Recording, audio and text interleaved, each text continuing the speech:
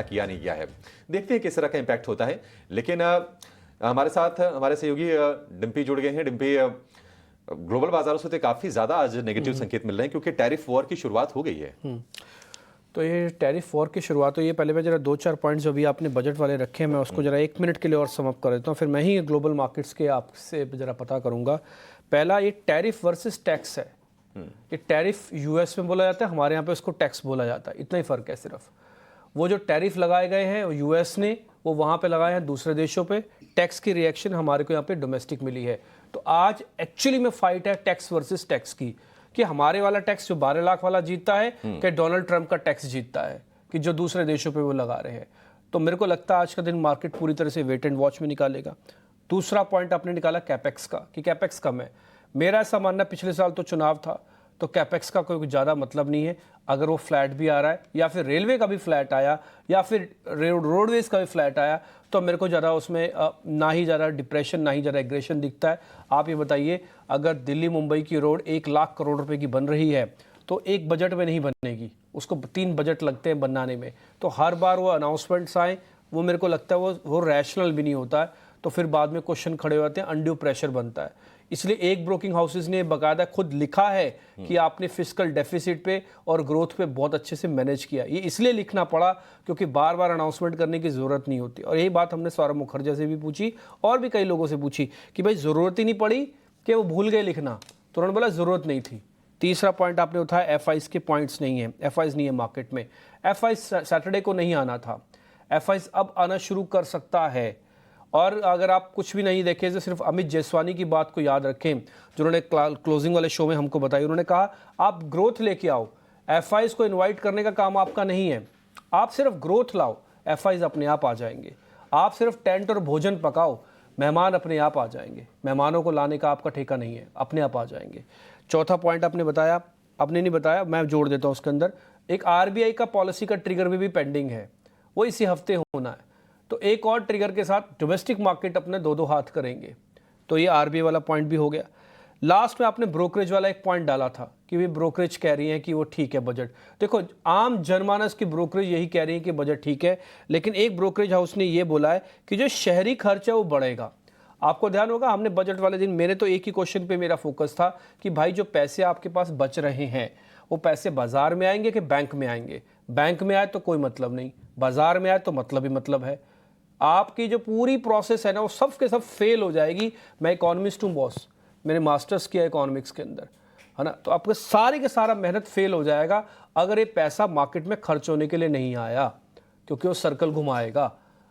आपके ऊपर 2 टैक्स लगते हैं, first is income, second is GST. GST का टैक्स तो आपको देना ही पड़ेगा, उसमें कोई रिलीफ नहीं है। पहले आप जाते रहे, कोई सामान लेते थे, टैक्स देते थे, अभी भी वैसा ही दोगे, चाहे 12 लाख में हो चाहे 4 लाख में हो, डजंट मैटर। लेकिन इनकम टैक्स का जो रिलीफ है वो डायरेक्ट टैक्स रिलीफ होता है। वो थोड़ा बहुत कैलकुलेट, यूट्यूब भरा पड़ा है इस बार, मीम्स भरे पड़े हैं इस बार वो कैलकुलेशन वाले कि 4 लाख का कैसे बनेगा और 12 लाख से कैसे बनेगा। हमने वो कैलकुलेशन करके आपके सामने रखी हुई है, आप भी देख लेना उसके अंदर। लेकिन ये है कि हाँ, 12 लाख वाली बात सच है। काफ़ी सारे लोगों ने गप है, गप गप नहीं है बॉस। देश के प्रधानमंत्री और देश के वित्त मंत्री सदन में गप वप नहीं करेंगी, है ना। तो गप तो नहीं है, हाँ कैलकुलेशंस हैं। और उसकी कैलकुलेशंस अगर आपको अच्छे से समझनी है तो आप ईटीना स्वदेश देखते रहना, नहीं तो अपने सीए से भी जाके पूछ सकते हो, सर मेरे को बताओ, मैं 1 लाख रुपए महीना कमाता हूँ, मेरे 12 लाख रुपए बने हुए हैं, मेरे को टैक्स का रिलीफ पेपर पे छाप के दे दो, मैं वैसे वैसे इन्वेस्टमेंट्स कर दूंगा। तो ये तो सारे पॉइंट्स जो आपने उठाए स्टार्टिंग वाले, मैंने उसके अंदर एक एक पॉइंट को सिर्फ और जोड़ा। अभिषेक जी, आप मेरे को ग्लोबल मार्केट जरा जल्दी से बता दीजिए, फिर हम निफ्टी बैंक निफ्टी पे आते हैं। ग्लोबल आज हम देखने की संकेत वीक है, आपको गिफ्ट निफ्टी भी दिखा रहा है डिम्पी, और 180 अंकों के आसपास की गिरावट गिफ्ट निफ्टी में हम देख रहे हैं। Dow futures, Nasdaq futures, S&P futures 1.5 से 2% के आसपास की भारी भरकम वहां पर गिरावट है। और उसकी वजह यह कि डोनाल्ड ट्रंप ने जिस टैरिफ के संकेत दिए थे, जिसका ऐलान किया था कि 1 फरवरी से वो टैरिफ लगाएंगे, फाइनली उसका ऐलान कर भी दिया है।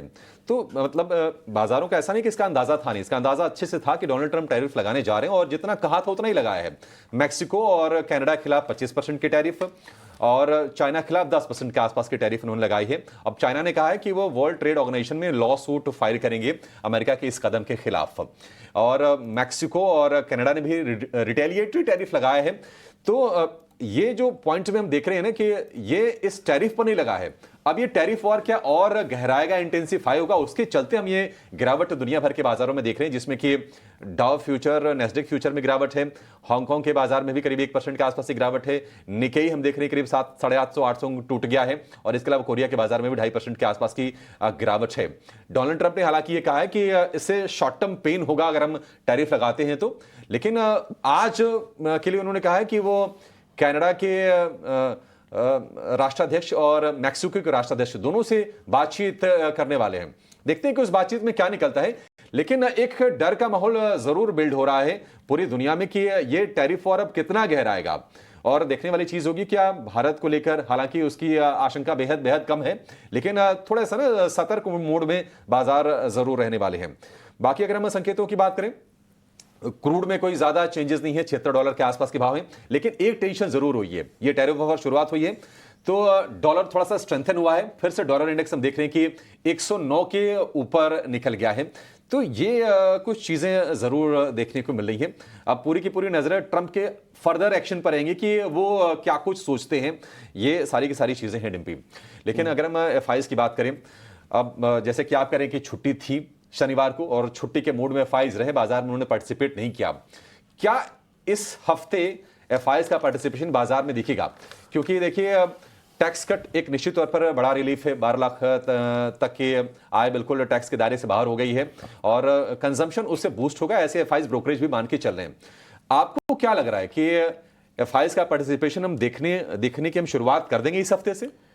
देखिए, पहले मैं आपके ना उस टैरिफ वाले पॉइंट पे आता हूँ। मेरे को ना टैरिफ में ज़्यादा इंटरेस्ट है आज बात रखने में। मैं खुद खूब पढ़ाई की है इसके बारे में, इसलिए 2-4 मेरे को जो लगता है फाइन ट्यून वाले पॉइंट्स है वो रखता हूँ। देखिए, डोनाल्ड ट्रंप अभी नए राष्ट्रपति उन्होंने ओहदा लिया है और उन्होंने ये बात सनसनी फैला दी थी कि भाई मैं 100 एग्जीक्यूटिव पेपर्स पे एक दिन में साइन कर दूंगा, करके भी दिखाया, वीडियो भी आए, ठीक। तो ये बात तो सच है कि वो टैक्स पे फैसला लेना ही था।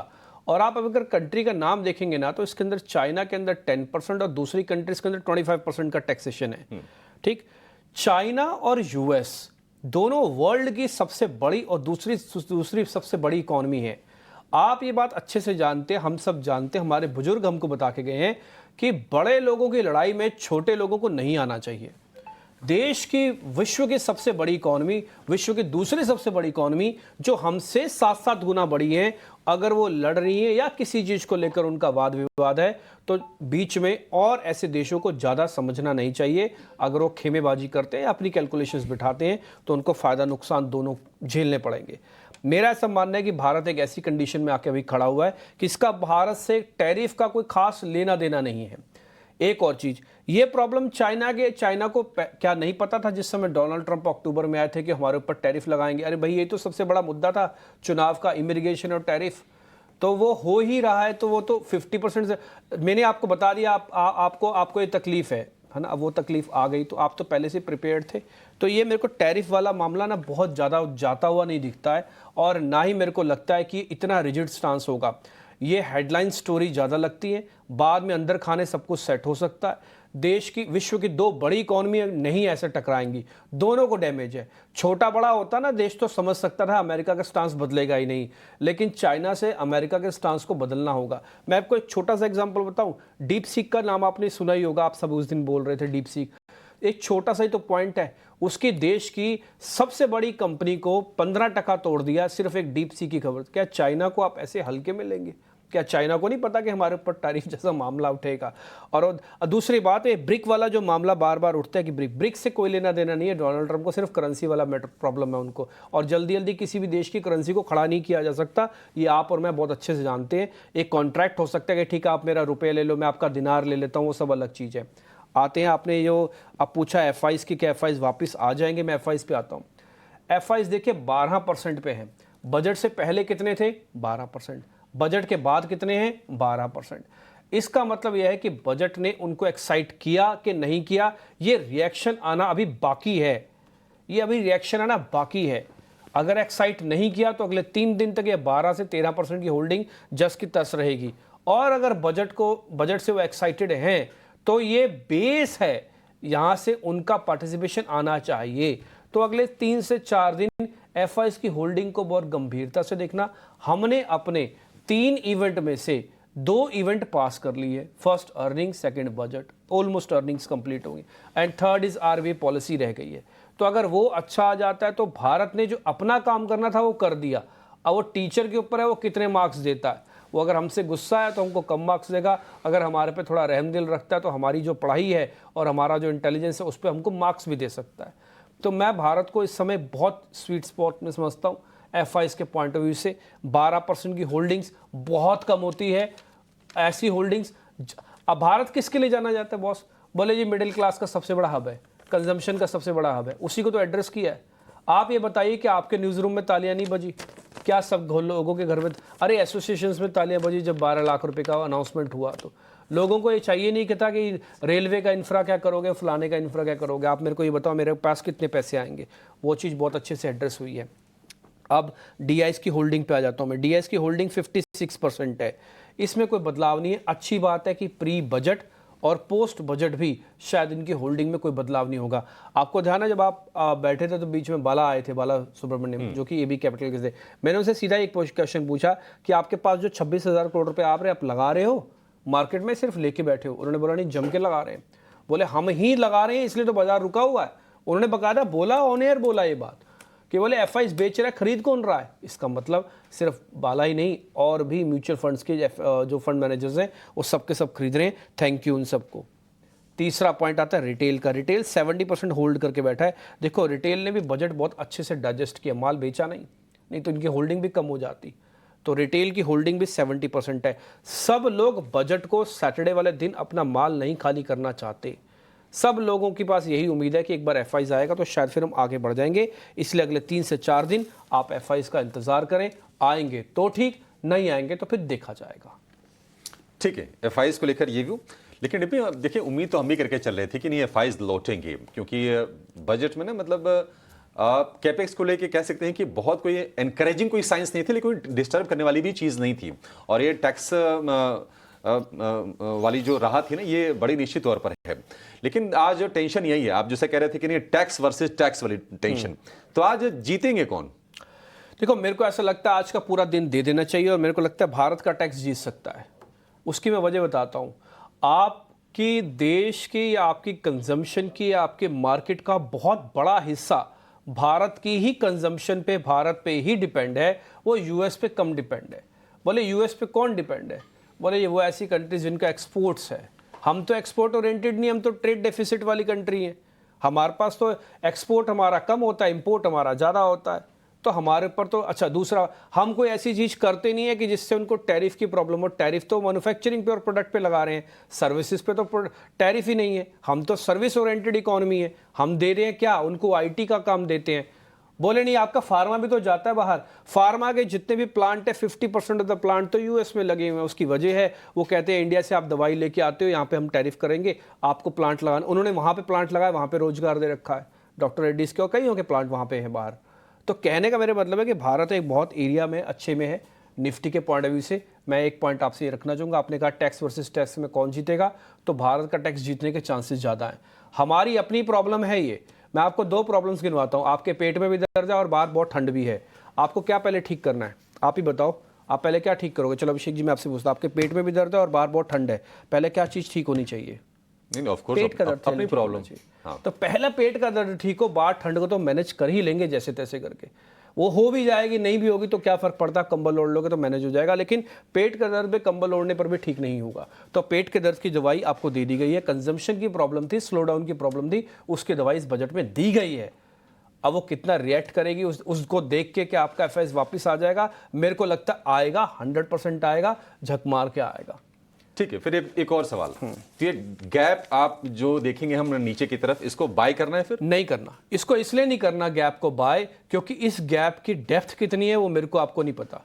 एक और चीज, विक्स हमने बहुत तेजी से डाउन किया था। आप दिखाना एक बार जरा विक्स, आपका 8 से 9% का विक्स डाउन था। ये विक्स अगर 8 से 9% वापस बढ़ गया, मान लो एग्जाम्पल के लिए, तो फिर आप उसी जगह पर आके खड़े हो जाओगे, फिर आपके कंफ्यूजन रहेगी। तो इसलिए आज का दिन सिर्फ वेट एंड वॉच का दिन है। अगर आज मेरे से पूछा जाता ना कि आज क्या करना चाहिए, तो आज ऑफिस नहीं आना चाहिए था, आज आपको मार्केट नहीं देखनी चाहिए। आज का दिन मार्केट के अंदर डाइजेशन का दिन है। ये मेरे को नहीं पता कि कौन सी जगह पे कहाँ पे जाके बैठेगा। फिलहाल आज का दिन पूरी तरह से टैक्स वर्सेस टैक्स का दिन है तो कौन सा टैक्स भारी होता है, उसका एक लीनियर इक्वेशन दिख जाएगी। हाँ, अगर आप मेरे से पूछ रहे हैं प्रोबेबिलिटी किसकी है, तो मैं बोलूंगा भारत के टैक्स की जीतने की प्रोबेबिलिटी थोड़ी हाई है। मैं निफ्टी के लेवल्स के साथ निफ्टी खत्म कर देता हूं। निफ्टी का जो इंपॉर्टेंट सपोर्ट एरिया था वो 23,000 था, उसके बाद आपने 23,350 को पार किया हुआ है। 23,350 तक का सपोर्ट पहला है। अगर मान लो गैप डाउन होता है जितना स्क्रीन पर दिख रहा है गिफ्ट निफ्टी का, तब भी आप 23,350 को नहीं तोड़ोगे, तो गैप डाउन होने पर भी वो लेवल बच जाएंगे तो काम आ जाएगा। दूसरा, 23,000 अपने आप में बहुत मेहनत करके बनाया हुआ है, इसलिए 23,100 का भी एक सपोर्ट आप मान के चले। इस पूरी सीरीज में अब 23,350 और 23,100 ये कोई प्रॉब्लम नहीं करेगा। अब आते हैं रेजिस्टेंस पे, रुकेगा कहाँ में मार्केट रुकेगा पहले 650 पे, फिर 800 या 850 पे। तो ये दोनों इंपॉर्टेंट लेवल्स हैं। अभी भी हम 23,000 से, अगर आप मेरे से पूछे रेंज बता दो, तो मैं बोलूंगा 23,350 से 650 की रेंज में भी हम फंसे हुए हैं। आइदर साइड में प्रोबेबिलिटी किसकी है, 23,650 पहुंचने की प्रोबेबिलिटी थोड़ी ज्यादा है। ऑप्शंस वाले काम आराम से करना। आज मार्केट के अंदर गैप डाउन मिलता है, हल्की ऑप्शंस लेना चाहो 100% लो, लेकिन वो ऑप्शंस मंथ के लास्ट की लेना, वीकली वाली मत लेना। पता लगे 4 दिन आपको वेट करना पड़ रहा है आरबीआई के चक्कर में, तो आप ऐसा खराब मत करना अपना पैसा। लेना और वित्तीय सलाहकार से पूछ के लेना। ये स्टैंडर्ड डिस्क्लोजर भी चलाओ हमारी तरफ से, हम आपसे बताते जरूर हैं, कहते जरूर हैं, बट अपने वित्तीय सलाहकारों से पूछ के, हम तो सिर्फ डाटा की बात आसान भाषा में रखने का काम करते हैं। ठीक है, निफ्टी को लेकर ये व्यू हो गया। निफ्टी बैंक पर आते हैं। अगर व्यक्तिगत तौर पर मुझसे पूछा जाए तो निफ्टी के मुकाबले निफ्टी बैंक और जो फाइनेंशियल स्टॉक्स हैं ना वो थोड़े से बेटर प्लेस दिख रहे हैं। वो इस वजह से दिख रहे हैं क्योंकि देखिए टैक्स कट को लेकर जो भी ऐलान किए गए हैं, कंज्यूमर फाइनेंस वाली जो कंपनीज हैं, एनबीएफसीज होंगे, उनके लिए भी एक राहत की चीज़ है। हमने देखा भी था कि शनिवार को ऐसे शेयर चले भी थे। एसबीआई कार्ड के शेयर में बड़ी तेजी रही है। निफ्टी बैंक में क्या करें, क्योंकि देखिए चर्चा ये भी हो रही है कि एक माहौल सा बनना शुरू हो गया है रेट कट को लेकर। इस हफ्ते आरबीआई की पॉलिसी भी है, शायद थोड़ी सी उम्मीद कम जरूर है, लेकिन इसकी चर्चाएं हो रही हैं कि रेट कट शायद आ सकता है। ठीक है, देखिए रेट कट के 2 हिस्से हैं। पहला, रेट कट आएगा कि नहीं आएगा, और आएगा तो कितना आएगा। अगर रेट कट आता है, मेरे को लगता है मिस्टर गवर्नर भी शायद बोल्ड स्टेप लेंगे। उनका ये पहले बार का मीटिंग होगा, पहले बार की एक्सपीरियंस होगा, पहली बार सारा डाटा वाटा वो पढ़ के आएंगे। अगर अच्छा, एक और चीज़, खाली वही फैसला नहीं लेंगे, फैसला तो पूरा बोर्ड लेता है। आप देखते भी हैं उसमें से 6 लोगों में से 4 ने वोट किया, 5 ने वोट किया, बाकायदा ऐसा लिखा होता है। तो मेरे को ऐसा लगता है कि इसकी प्रोबेबिलिटी काफ़ी ज़्यादा है कि इस बार रेट कट आ सकता है। हालांकि फेड ने नहीं किया, बट आपका सेंट्रल बैंक कर सकता है। अगर थोड़ा सा भी स्टांस चेंज हुआ, तो क्या स्टांस चेंज होने पर रेट कट कितने होने के चांसेस है, तो 0.25% होने के चांसेस है। ये 0.25 यानी कि 1/4% अगर हो भी जाता है तो क्या सिस्टम में कोई फर्क पड़ेगा? मेरा ऐसा मानना है कि 0.25%, मैंने कई बार रेट ऑफ इंटरेस्ट का चेक किया हुआ है और बैक टेस्टेड फॉर्मूलेज में है ये, उसका मार्केट पे कोई ज़्यादा इम्पैक्ट इसलिए नहीं आ पाता क्योंकि सिस्टम में वो एब्जॉर्ब हो जाता है। आपको कम से कम इतना तो खाना खिलाऊं कि आपकी थोड़ी तो भूख मिटे। आपको इतना ही खाना दूंगा, आपकी भूख ही नहीं मिटेगी, तो फिर फ़ायदा क्या उस चीज़ का। आपको मैंने एक रोटी भी दे दी तो, है ना। तो थोड़ा सा वो टैक्स कट ज़्यादा चाहिए। मेरे को ऐसा लगता है कि टैक्स कट को लेकर बहुत ज़्यादा एक्साइटमेंट या बहुत ज़्यादा उम्मीदों के साथ इस बार पॉलिसी को आप ना देखें। आपके पास ऑलरेडी इस बार का बजट है, बजट का इम्पैक्ट भी डिले इम्पैक्ट आता है। मैंने आपको लास्ट टाइम भी बताया था और देखो आपने उस दिन देख भी लिया। हमने कहा था कि डिले इम्पैक्ट आएगा बजट का, फर्स्ट डे नहीं आएगा, सैटरडे तो बिल्कुल ही नहीं आता। अब वो डिले इम्पैक्ट पॉजिटिव नेगेटिव रहता है, आज फर्स्ट डे है उसका, तो पहले इसको चेक करो। आरबीआई की पॉलिसी से ज़्यादा उम्मीद ना करो और अपनी पोजीशंस में एवरेज मत करो। अपनी पोजीशंस को बहुत स्ट्रांग मत बनाओ और जो ले रखा है उसको बचाओ, उसी से ही पैसे बन जाएंगे। एग्जाम्पल के लिए हमने आपको बार बार एकुमुलेशन का स्टांस बताया था, वहाँ से करीब 500-700 पॉइंट निफ्टी ऊपर आया, बैंक निफ्टी 1000 पॉइंट से ज़्यादा ऊपर आया, 1500 पॉइंट करीब ऊपर आया हुआ है। तो आपका एकुमुलेशन का स्टांस बहुत काम आया और हमें खुशी भी है, हमें गर्व भी है कि वो इंटेलिजेंस आप सबके भी काम आई जो हम सब ने डाटा के बेसिस पर निकाल के रखी थी। अब आप जो है उसी से ही संभालो, ज़्यादा के चक्कर में जाओगे ट्रैप ना हो जाओ। इसलिए जो है उसी को पकड़े रहो और बड़े मूव के लिए तैयारी करो। इस बार का जो मूव होगा वो शायद बड़ा भी हो सकता है, तो बड़े मूव की इस बार तैयारी करो। मैं लेवल से बैंक निफ्टी क्लियर कर देता हूँ, फिर उसके बाद हम देवांग से जुड़ना शुरू कर देंगे। आप क्योंकि 49,500 के आसपास बंद हुए हो तो आपका पहला सब स्टॉप लॉस बनेगा 49,300। फिर बनेगा 49,100। आप 49,000 वाला साथ ना छोड़ें, ये हमने बकायदा आपके लिए लिख दिया ऊपर। रेजिस्टेंस कहाँ है? पहला है 49,800, दूसरा है फिर 50,000। तो ये दो रेजिस्टेंस के लेवल भी आपके पास हो गए। क्या बैंक निफ्टी में ऑप्शन स्ट्राइक करनी चाहिए? 100% कर सकते हो। क्या आपको लॉन्ग, क्योंकि उसमें तो वीकली होती नहीं, तो आप एक ही ऑप्शंस लोगे, वो कि 27 फेब को जाके एक्सपायर होने जा रही है। तो ये सारी चीज़ें आपको मैंने मोटा मोटी बता दी। बट हाँ, टैरिफ का मामला बंद बाजार में आया हुआ है, गैप इसलिए हो रहा है। अच्छा, एक और चीज़, क्या टैरिफ ने सिर्फ आपको परेशान किया? वो तो विश्व के सारे बाजार गिरे हुए हैं। अच्छा, जिनके ऊपर नहीं है वो भी गिरे हुए, तो एक इमीडिएट रिएक्शन आएगा। मेरे को नहीं लगता उसको ज़्यादा परेशानी होगी। हमारे वाले टैक्स जीतने की प्रोबेबिलिटी थोड़ी ज़्यादा है, बट मैं फिर भी आज का पूरा दिन टैक्स वर्सेस टैक्स का युद्ध देखना चाहता हूँ, और इस युद्ध से काफ़ी हद तक आपको आइडिया लग जाएगा कि आप जीतने वाले हैं कि आपका भी पलड़ा कमज़ोर है। तो इसलिए Nirmala Sitharaman versus Donald Trump का आज दोनों के दाव मार्केट में है। देखते हैं मैडम जीतती है या फिर सर जीतते हैं। देवांग शाह इस बीच मेरे साथ जुड़ चुके हैं। देवांग भाई, बहुत बहुत शुक्रिया, थैंक यू वेरी मच समय देने के लिए। आपकी कैलकुलेशन सर, मार्केट पे आपका टेक क्या है? पहले निफ्टी बैंक निफ्टी बताइएगा, फिर stock sir.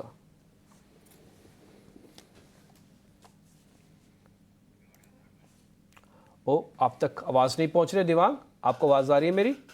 Good morning Devang भाई, आवाज़ आ रही है आपको? थैंक यू वेरी मच समय देने के लिए। आपकी कैलकुलेशन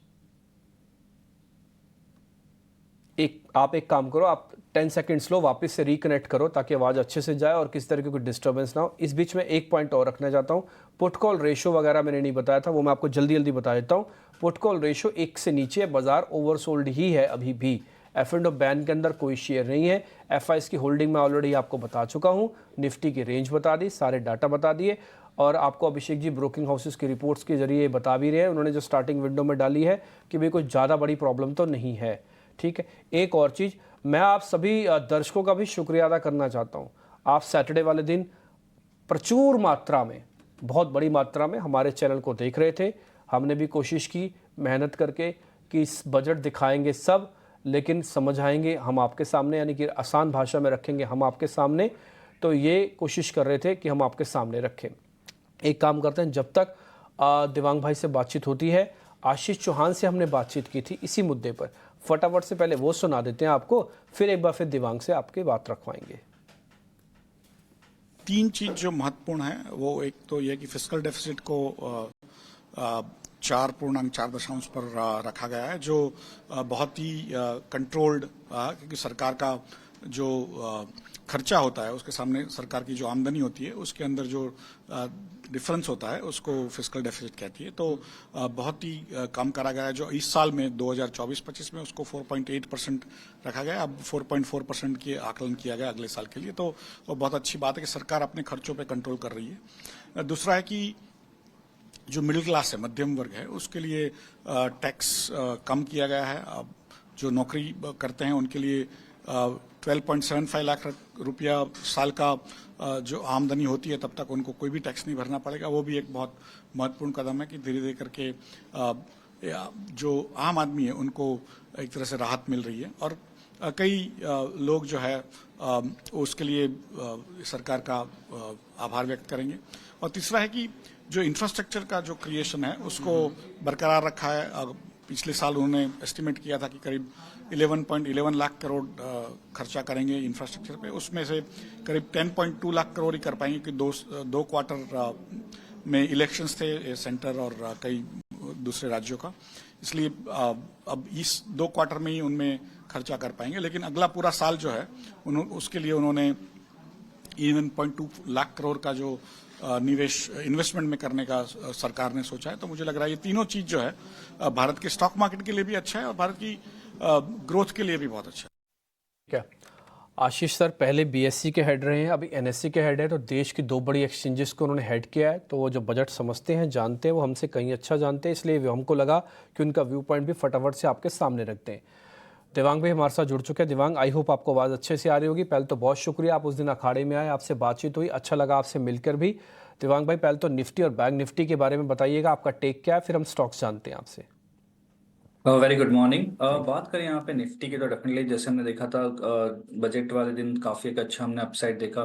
निफ्टी में वॉलेटिलिटी अभी भी देखने मिल सकती है, तो वही ट्रेडर्स को सजेशंस है जो वॉलेटिलिटी को एब्जॉर्ब कर सकते हैं वही इंडेक्स स्पेसिफिक देखे। जहां तक सपोर्ट निफ्टी सपोर्ट की बात करें, फर्स्ट सपोर्ट यहाँ पे आ रहा है अराउंड 23,300, एक निफ्टी का सपोर्ट है। रेजिस्टेंस की बात करें 23,550, 23,600 रेजिस्टेंस है निफ्टी के लिए। जहां तक बैंक निफ्टी की बात करें, बैंक निफ्टी में ओवरऑल वॉलिटिलिटी देखने मिल सकती है। बैंक निफ्टी का जो इमीडिएट सपोर्ट है वो है 49,000 एंड रेजिस्टेंस है 50,000। तो हमें लगता है दायरे में देखने मिल सकता है निफ्टी एंड बैंक निफ्टी। ठीक है दिवांग भाई, दो चार शेयर आप बता सकते हैं ये पोस्ट बजट जो आपने ढूंढे हैं, ध्यान में रखिएगा। आज थोड़ा गैप डाउन है, हालांकि मेरा मानना नहीं है कि गैप डाउन ज़्यादा डिस्टर्ब करेगा, बट फिर भी आपका कोई स्टॉक हो स्पेसिफिक। स्टॉक स्पेसिफिक ही अप्रोच रखने की सलाह है। यहाँ पे फर्स्ट स्टॉक रहेगा पिडिलाइट। पिडिलाइट में ओवरऑल स्ट्रक्चर देखे तो स्टॉक ने एक अच्छा सपोर्ट लिया है। हमने देखा कल बजट वाले सेशन में एक अच्छा अपसाइड देखने मिला। एक शॉर्ट टर्म मूविंग एवरेज के ऊपर डिसेसिवली ट्रेड कर रहा है, तो पिडिलाइट खरीदने की सलाह है। स्टॉप लॉस रखना है 2880, टारगेट है 3040। नेक्स्ट स्टॉक सेल के लिए रहेगा ऑरो फार्मा। और फार्मा का ओवरऑल चार्ट स्ट्रक्चर देखिए, लोअर टॉप स्ट्रक्चर में स्टॉक ट्रेड कर रहा है। हम प्रीएम्प्ट कर रहे हैं कि यहाँ पे एक ब्रेकआउट सपोर्ट ब्रेक कर सकता है, तो ऑरो फार्मा सेल की सलाह रहेगी। स्टॉप लॉस रखना है 1165, टारगेट है 1110। औरबिंदो फार्मा आपकी लिस्ट में है और यहाँ पर भी आपका 1165 तक का एक स्टॉप लॉस है और उसके बाद 1110 तक का टारगेट है। अलग अलग स्टॉक्स पे जो रिकमेंडेशंस मिल रहे हैं नोटिस कीजिएगा। और ये एक और चीज़, मान लीजिए आपके पास ये स्टॉक्स पहले से ही हैं तो ज़रूरी नहीं है कि प्री बजट लिया है तो पोस्ट बजट आपको कॉल मिल रही है तो आपको पोस्ट बजट भी लेना है। बदलाव तो कुछ हुआ नहीं, इसलिए प्री बजट और पोस्ट बजट एक जैसा ही समझा जाए। फिलहाल के लिए ज़्यादा माल लेना नहीं, वॉल्यूम बढ़ाना नहीं। अभी टैक्स वर्सेस टैक्स का मामला चल रहा है, कम से कम आज का दिन तो दे दो, कल की कल देखेंगे फिर। अब मेरे साथ मेरे सहयोगी शरद भी जुड़ चुके हैं और साथ ही वरुण भी जुड़ चुके हैं हमारे साथ। पहले एक काम करते हैं, पहले शरद के पास चलें ताकि खबरों वाले शेयर्स आपके सामने रख पाएं। शरद गुड मॉर्निंग, जरा बताएं stocks and news. Good morning Dimpy. खबरों वाले शेयर्स में जो है ऑफकोर्स बिजनेस अपडेट्स पे थोड़ा फोकस कर लेते हैं। सैटरडे के मार्केट आवर्स के बाद कुछ बिजनेस अर्निंग्स और अपडेट्स आए थे, उस पर नज़र डालते हैं। मॉइल की बात करें तो strong set of operational update आया है, जहाँ पे उनकी जो सेल्स है 17% ईयर ऑन ईयर बेसिस में ग्रोथ दिया है। आइशर मोटर्स की बात करें तो रॉयल एनफील्ड की जो सेगमेंट है स्ट्रॉन्ग सेट ऑफ नंबर्स आए, उम्मीद से बेहतर आंकड़े आए हैं। आपके जनवरी के सेल्स के लगभग 20% बढ़े ईयर ऑन ईयर बेसिस पे। हालांकि हीरो मोटो की जो है नतीजे मिक्स सेट ऑफ नंबर्स देखने मिले, बट एक चीज़ याद रखिए, जो बजट में ऑलरेडी जो पर्सनल कंजम्पशन बढ़ सकती है क्योंकि इनकम टैक्स कट्स हुए, तो ऑफकोर्स टू व्हीलर्स पे जो है एक बुलिश नज़रिया एनालिस्ट का बन रहा है। लुपिन की बात करें तो पॉजिटिव न्यूज़ है, जीरो फॉर्म 483 ऑब्जर्वेशंस उनको आया है यूएस एफडीए द्वारा उनके यूएस के प्लांट को लेके। ग्लोबल स्पिरिट्स के लिए भी पॉजिटिव न्यूज़ फ्लो है। राजस्थान एक्साइज पॉलिसी ट्वीक हुआ है, उसके कारण जो है उनके सारे ब्रांड्स जो है अपने प्राइसिंग लगभग 4.5% जो है ऑलमोस्ट बढ़ा सकते हैं। 1 अप्रैल से ये लागू होने वाला है। और याद रखिए लगभग 20 से लेकर 25% तक का वॉल्यूम्स जो है ये राजस्थान से जो है इनको मिलता है, तो एक सिग्निफिकेंट मार्केट है इनके लिए। और Tata Steel, JSW Steel, JSPL पे भी नज़र रखिएगा। यहाँ पे रिपोर्ट्स आ रही है कि इंडियन स्टील मिल्स जो है प्राइस हाइक ले सकते हैं लगभग 1000 रुपये प्रति टन के, तो इस पर भी नज़र रखिएगा। ये 1 फरवरी से लागू हो रही है। आरती इंडस्ट्रीज ऑफकोर्स अर्निंग्स आई थी, यहाँ पे largely inline set of numbers कहेंगे, लेकिन यहाँ पे मार्जिन एक्सपेंशन हुई है लगभग 45 बेसिस पॉइंट्स का सीक्वेंशियली। और एनालिस्ट का मानना है कि चौथे तिमाही में स्ट्रेंथ देखने मिल सकता है मार्जिन और टॉप लाइन दोनों लेवल्स पे। तो overall inline set of numbers आए हैं, बट चौथे तिमाही पे जो है एक बुलिश नज़रिया बाजार का बन रहा है। तो ये अहम स्टॉक्स है जिस पे आपकी आज नज़र होनी चाहिए, जहाँ पे आज एक्शन देखने मिल सकता है। ठीक है, ये कुछ एक अर्निंग्स वगैरह भी आपने बताई। शरद कुछ और पेंडिंग है तो ज़रा वो भी बता दो, कुछ और है ऐसा आपके पास? नहीं, अभी ज़्यादा कुछ न्यूज़ फ्लोज नहीं है डिम्पी, बिकॉज सैटरडे जो था ऑलरेडी एक फुल ट्रेडिंग सेशन था। बट ऑफकोर्स आज जो है टैरिफ का जो क्या इम्पैक्ट आता है, खासकर कि फार्मा आईटी, हालांकि इंडिया में कोई टैरिफ का कोई अनाउंसमेंट यूएस नहीं किया है, बट फिर भी जो सेंसिटिविटी होता है जो हमारे एक्सपोर्ट फोकस्ड है खासकर कि यूएस को लेके, तो उस नज़रिए से आप फार्मा और आईटी स्टॉक्स पे भी नज़र रखिएगा। यहाँ पे मैक्रो लेवल पे मूवमेंट्स देखने मिल सकता है। देखिए, हमने आपका भी शुक्रिया अदा किया और मैं साथ में शरद और वरुण दोनों का ही शुक्रिया अदा करूंगा। इन्होंने भी बजट वाले दिन काफ़ी मेहनत की और काफ़ी मेहनत करने के बाद आप तक सारी चीज़ें सरलता से लिख पाए। एंकर सिर्फ स्क्रीन पर होते हैं, उसके पीछे जो सारा काम कर रहे होते हैं वो सारे के सारे रिसर्च टीम, डेस्क टीम और गेस्ट कोऑर्डिनेशंस, टिकर टीम, सब के सब लोग होते हैं। तो मैं उनका तहे दिल से शुक्रिया अदा भी करूँगा। आप सबकी मेहनत काफ़ी रंग लाई और इस बार का बजट काफ़ी अच्छे से और काफ़ी आसान भाषा में हमने रखने की कोशिश की। Varun, good morning. आपके पास क्या है बताने के लिए? ब्रोकरेज है डिम्पी, और बजट में काफ़ी सारे ऐलान हुए हैं, तो उन सब का जो निष्कर्ष है वो निकाल के मैं लेके आया हूँ, कौन से सेक्टर पे किस किस का इम्पैक्ट है। तो देखिए, सबसे पहले तो यहाँ पे प्रॉपर्टी यानी कि जो रियल एस्टेट सेगमेंट है उसके ऊपर CLSA की एक रिपोर्ट आई है, और ये रिपोर्ट क्या कह रही है, ये कह रही है कि बजट का जो इम्पैक्ट है बेसिकली अगर आप देखेंगे पूरे सेक्टर पे तो मार्जिनली इनको पॉजिटिव लग रहा है, क्योंकि ये कह रहा है कि जो सेकेंड होम्स पे सेम सिटी में अगर सेकेंड होम लेंगे तो उसके ऊपर जो टैक्सेस है उस पर राहत दी गई है, उसके चलते कहीं ना कहीं 2 लाख रुपए के आसपास का बेनिफिट जो है पर एनम वो होगा, इनका ये कहना है।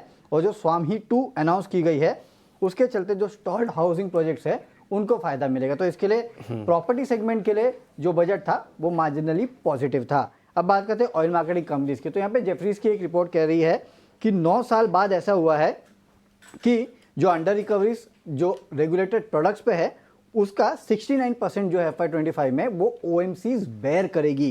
साथ ही साथ गवर्नमेंट ने कैप किया है मार्केट प्रॉफिटेबिलिटी जो है ऑयल मार्केटिंग कंपनीज की, तो इसके चलते इन्होंने अपने जो मल्टीपल्स है उसको 10% से काटा है और प्राइस टारगेट काटे हैं।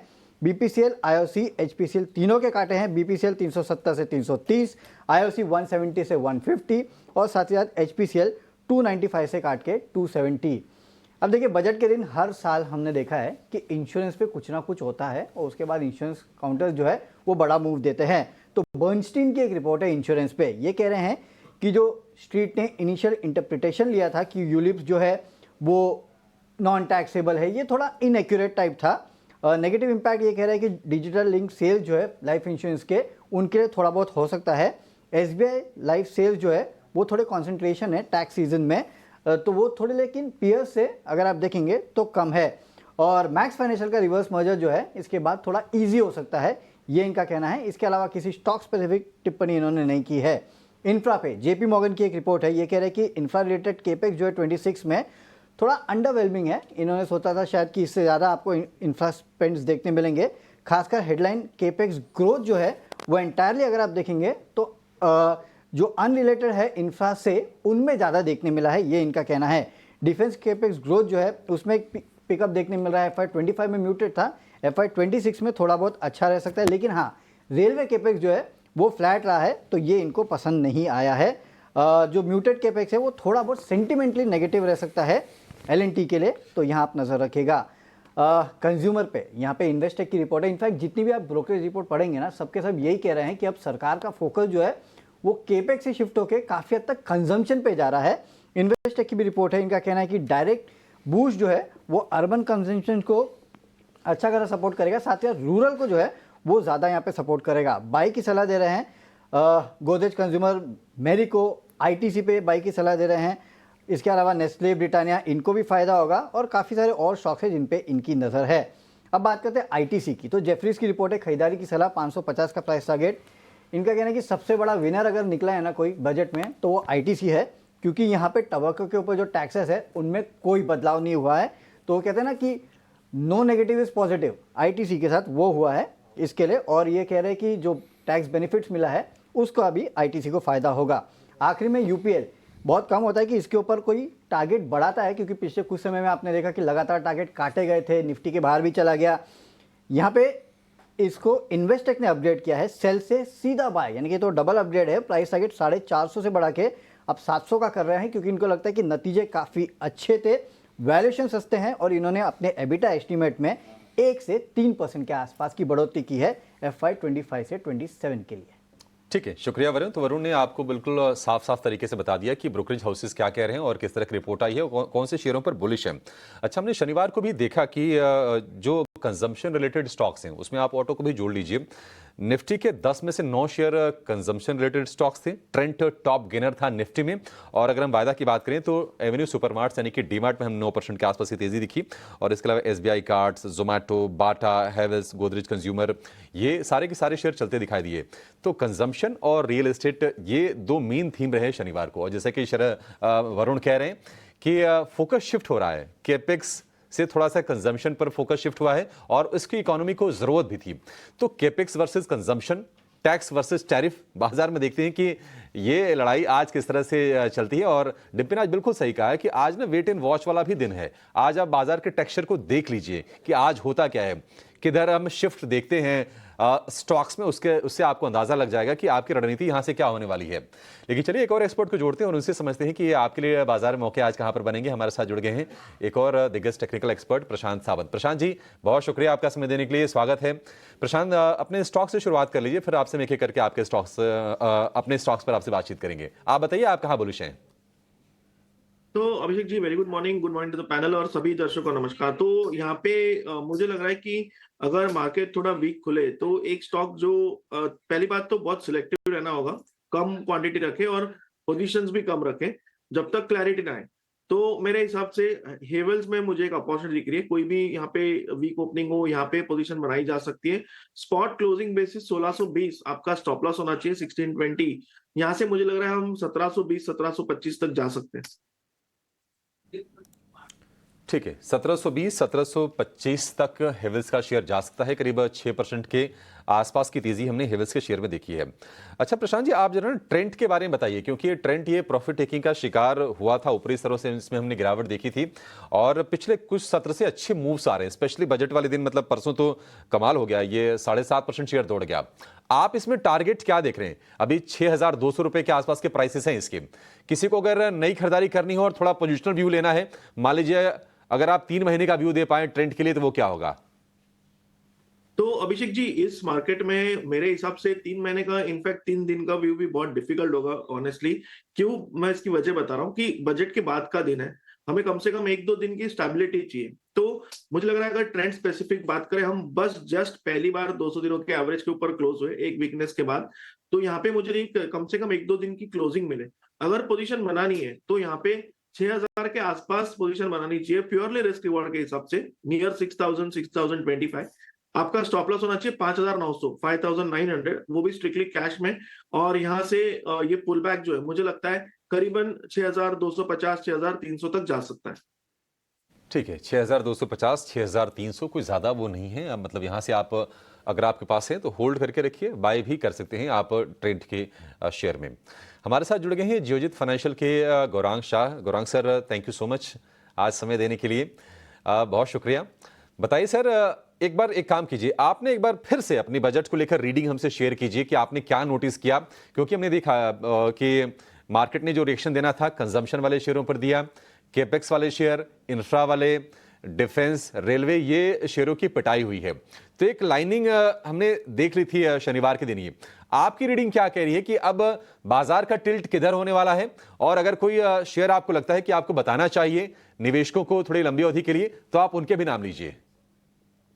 धन्यवाद अभिषेक, आपका सभी को प्रणाम और शुभ प्रभात हमारे तरफ से। तो शनिवार को जुड़े थे हम प्रातःकाल में बजट से पहले, और हमने जिन क्षेत्र पर बातचीत की थी, कहां पर आवंटन और जोर पकड़ सकता है, तो वहां पर रक्षा क्षेत्र, ऊर्जा उत्पादन, निर्माण कार्य और रेलवेज और खपत से जुड़ी हुई एक अनुमानित ये भी कहा था कि शायद प्रोत्साहन मिलेगा खपत को बढ़ाने के लिए, और वही हुआ है।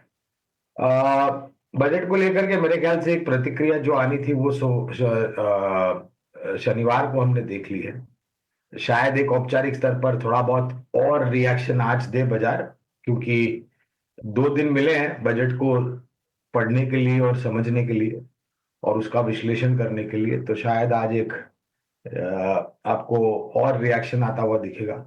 लंबी अवधि के लिए हमने निरंतर यही राय दी है कि अगर आपका नजरिया 1.5-2 साल या उससे अधिक का है, तो आपको वित्तीय क्षेत्र, रक्षा क्षेत्र, निर्माण कार्य, तो यहाँ से एक कंपनी जो जुड़ी है, शायद इसका जिक्र मैंने पहले भी किया होगा हमारे चैनल ईटी नाउ स्वदेश पर, वो है एनसीसी लिमिटेड। जिस प्रकार से निर्माण कार्य की बात की और जिस प्रकार से आवंटन हुआ है, हमें लग रहा है कि ये एक क्षेत्र है निर्माण कार्य, इंफ्रास्ट्रक्चर, जो अच्छा खासा योगदान दे सकता है। और एक जो खपत से जुड़ा हुआ ये जो क्विक कॉमर्स, और हमने प्रतिक्रिया दोनों पर देखी, स्विगी पर और जोमेटो पर भी अच्छी प्रतिक्रिया हमने देखी। तो अगर किसी का लंबी अवधि का नजरिया है तो जोमेटो पर डिस्क्लोजर देना चाहेंगे। लंबी अवधि के लिए हमारी खरीदारी की राय है, और स्विगी पर हमने, और ये आईपीओ के नीचे भी फिसला था स्विगी का शेयर, तो यहाँ पर भी हमने लॉन्ग टर्म लंबी अवधि के लिए आईपीओ में निवेश की राय दी थी। रॉन्ग सर, एक संक्षेप में आंसर आप से और चाहेंगे, ये इंफ्रा स्टॉक्स को लेकर अपना मोह भंग करने की जरूरत तो नहीं है? क्योंकि हमने देखा कि इलेक्शन ईयर था, बावजूद उसके 10.18 लाख सीआर का कैपेक्स सरकार ने रिवाइज करके दिया है, और जो नेक्स्ट ईयर का जो कैपेक्स है 11.21, मुझे तो वो ठीक लग रहा है। हालांकि थोड़ा सबड्यूड रिएक्शन रहा है बाजार का इन स्टॉक्स को लेकर, मतलब निराश होने की जरूरत तो नहीं है ना इनको लेकर?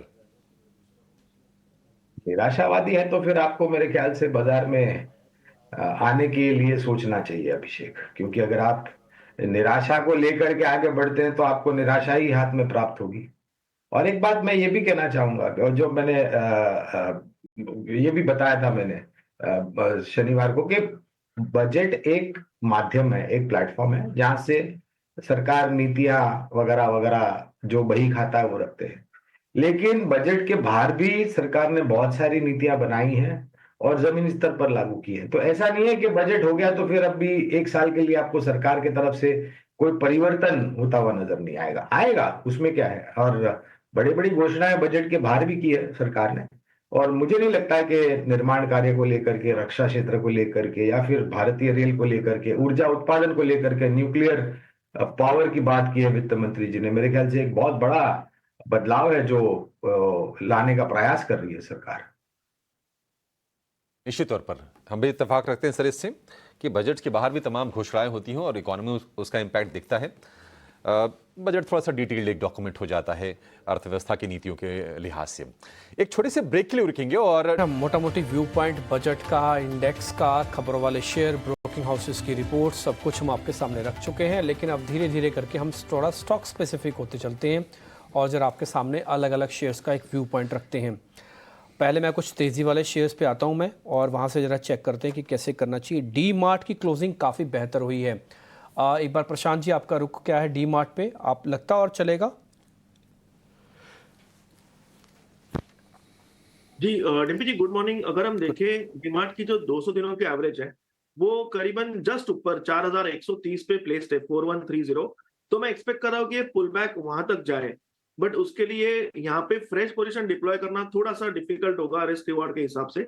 सो मेरी सलाह होगी कि एग्जिस्टिंग जो लॉन्ग्स है यहाँ से आपको करीबन 100 पॉइंट की दूरी, तो आप एक 30-40 पॉइंट पे ट्रेल करो, यानी करीबन 3980-85 के आसपास आपका ट्रेलिंग स्टॉप लॉस होना चाहिए। एक बार ये 200 दिनों की एवरेज क्रॉस हो जाए, यानी 4140-50 के ऊपर क्लोज मिले, तब आप फ्रेश पोजीशन बना सकते हो। स्टॉप लॉस रखेंगे करीबन 4050 के आसपास, यानी करीबन 100 पॉइंट की रिस्क होगी। वहां से आप एक पोजिशनल अप्रोच रख सकते हो करीबन 4400-4500 के लिए। सो मेरे लिए अभी के लिए फ्रेश पोजीशन बनाने के लिए 200 दिनों के एवरेज के ऊपर क्लोज मिलना बहुत जरूरी होगा।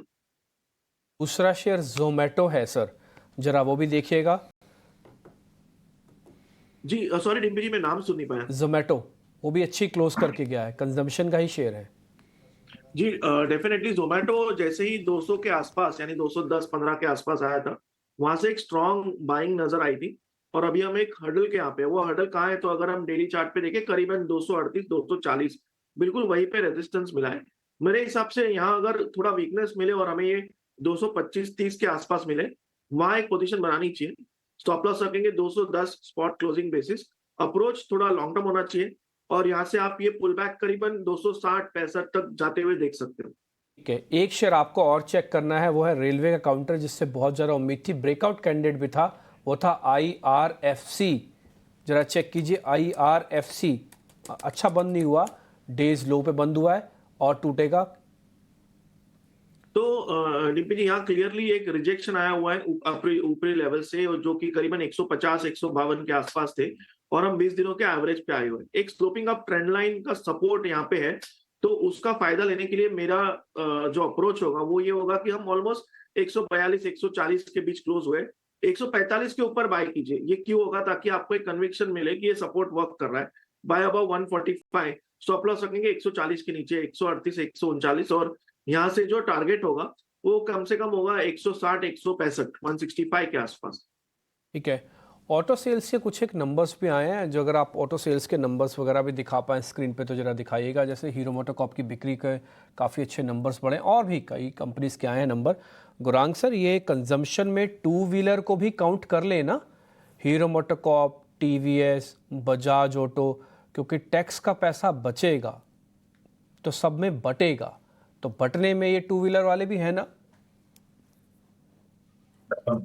बिल्कुल डिम्पी भाई, दो पहिया, तीन पहिया, चौपहिया, कमर्शियल और ट्रक्स, कमर्शियल व्हीकल और ट्रक्स, ट्रैक्टर और एग्री इक्विपमेंट, ये पूरा समीकरण है वाहन क्षेत्र का या फिर ऑटोमोबाइल सेक्टर का, जहां पर हमारी नजर है।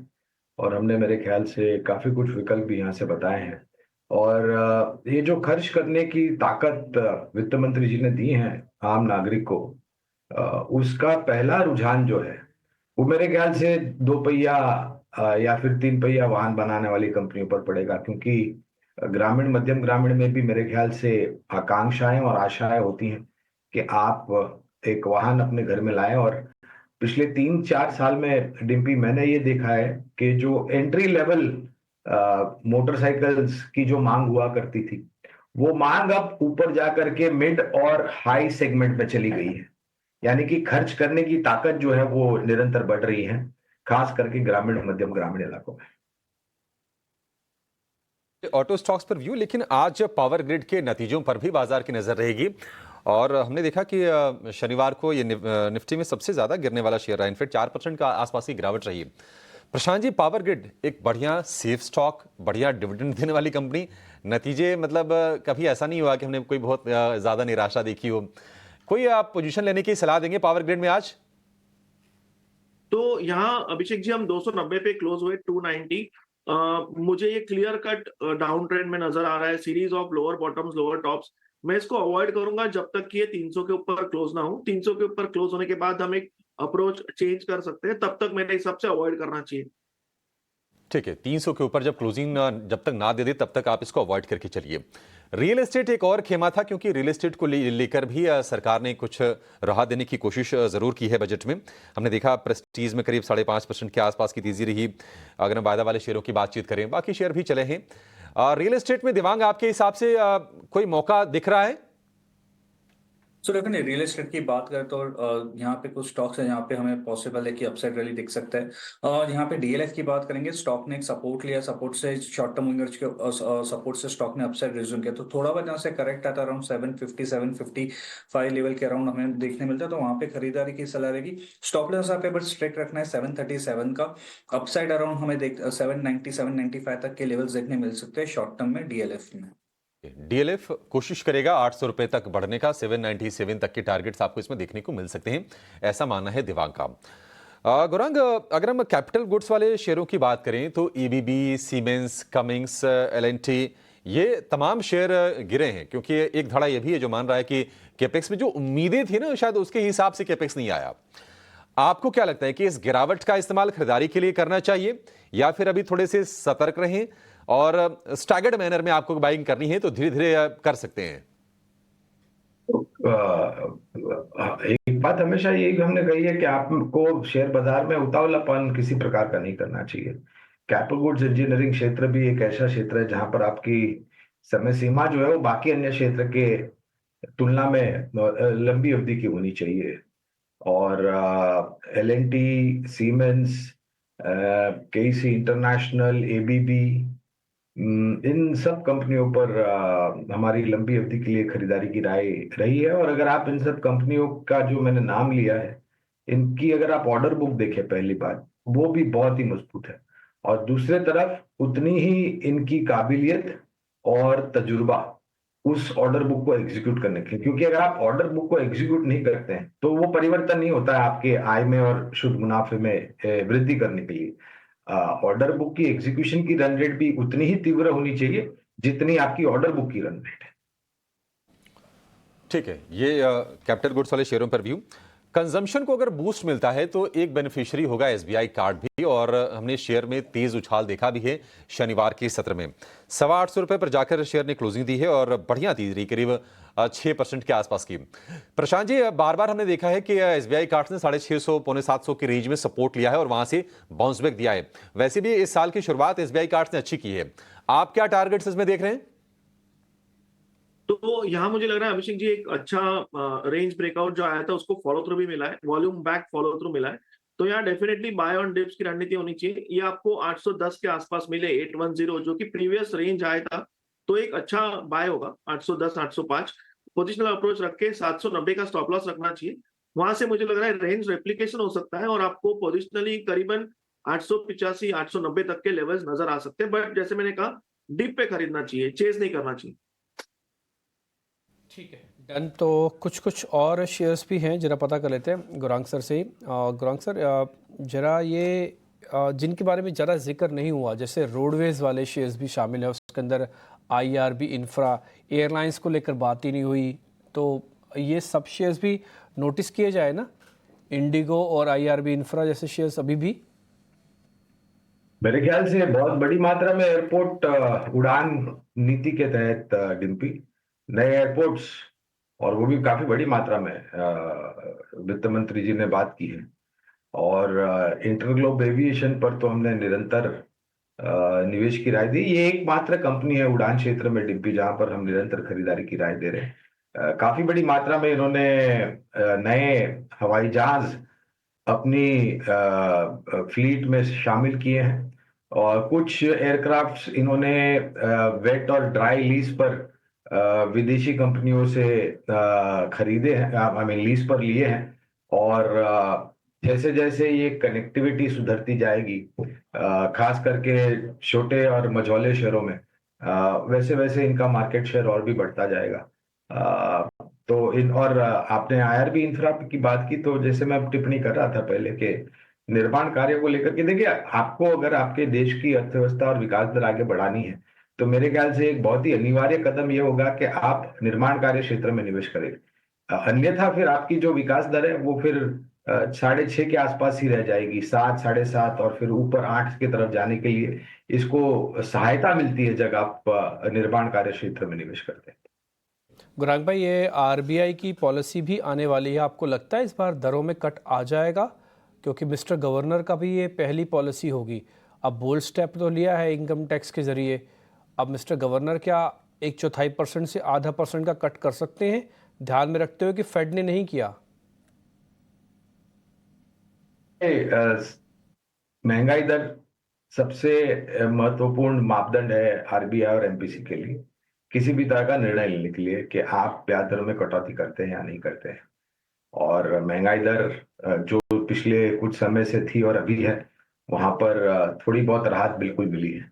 और पिछले हफ्ते मेरे ख्याल से जिस प्रकार से नकदी सिस्टम में इंजेक्ट करने का प्रयास किया था आरबीआई ने, उससे कुछ ये तर्क भी निकाला जा रहा था कि शायद 7 फरवरी को जब घोषणा होगी क्रेडिट पॉलिसी, तो वहां पर गवर्नर साहब मॉनेटरी पॉलिसी कमेटी की हिदायत पे शायद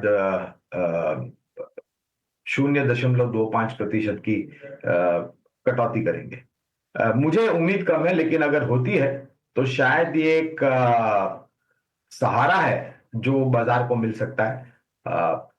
पॉवेल साहब ने करी या नहीं करी वो बात अलग है, हमें किसी देश की या किसी केंद्रीय बैंक के मुखिया की नकल नहीं करनी चाहिए। वहां पर आंकड़े परिस्थिति अर्थव्यवस्था अलग है, हमारे यहाँ पर आंकड़े परिस्थिति अर्थव्यवस्था अलग है। ठीक है यार, एक छोटा सा ब्रेक का वक्त हो गया क्या? ब्रेक नहीं है, अच्छा ठीक है। तो ब्रेक से पहले जरा मैं आपको जरा कुछ इंडिकेटिव टिक्स जो आए हैं वो निफ्टी के दिखा देता हूँ मैं। करीब 200-225 पॉइंट है, लेकिन अभी सेटल हो जाएगा। मेरे को लगता है करीब 150 पॉइंट के आसपास जाके सेटल हो जाएगा और उतनी ही हम ओपनिंग करेंगे।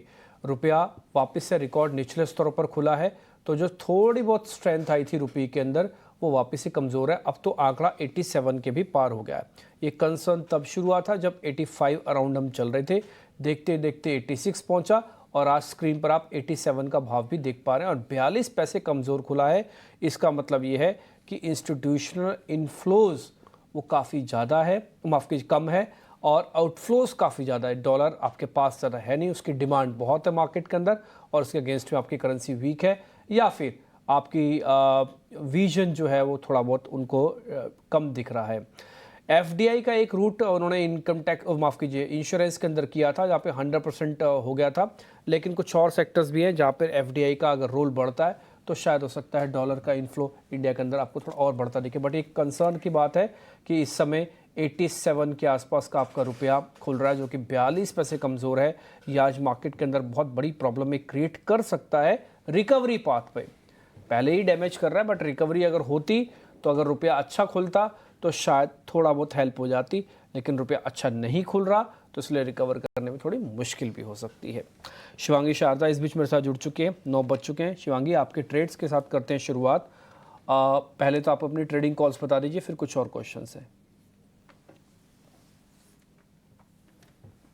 Very good morning Dimpy. तो हम देख रहे हैं मार्केट्स जो है एक अच्छी रिकवरी देखने को मिली है। 850 पॉइंट्स के आसपास हमने लोअर लेवल से रिकवरी देखी है, बट आज थोड़े बहुत सॉफ्ट ओपनिंग के बाद भी हम एक्सपेक्ट करें कि थोड़ी संभलते हुए नजर आएगी। ऐसे में मेरा पहला पसंदीदा काउंटर जो रहेगा वो है इंडिगो पर।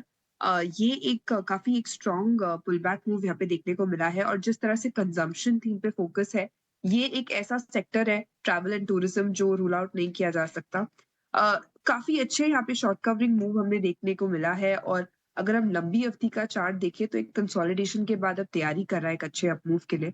तो यहाँ पे खरीदारी की सलाह रहेगी, जो है 4650 के टारगेट्स के लिए हम इसमें खरीदारी करें, 4400 के एक स्टॉप लॉस के साथ। कुणाल परार भी हमारे साथ हैं, उनसे जरा करते हैं बातचीत और उनके भी ट्रेड आप नोटिस कर लीजिएगा। कुणाल भाई, पहले तो बहुत शुक्रिया, थैंक यू वेरी मच, आप अखाड़े में भी आए, अच्छा लगा आपसे बातचीत करके। जरा बताइए सर, आज आपके ट्रेडिंग कॉल कौन से हैं?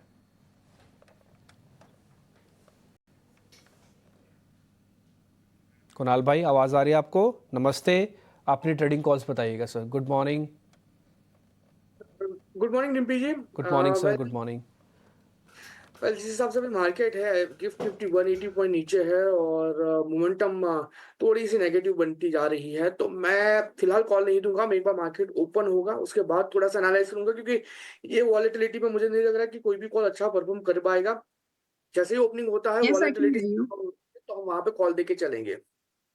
या ठीक है, ये कुणाल का व्यू। इस बीच बजाज ऑटो की बिक्री के आंकड़े आ रहे हैं और अनुमान के मुताबिक आ रहे हैं। कुल बिक्री रही है 3.81 लाख यूनिट। वैसे भी ऑटो शेयरों में हमने तेजी देखी है शनिवार के सत्र में, जिस दिन बाजार खुला था बजट के मौके पर।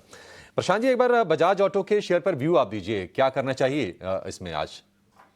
अच्छा ठीक है, कुणाल आप ही व्यू दीजिए बजाज ऑटो पर।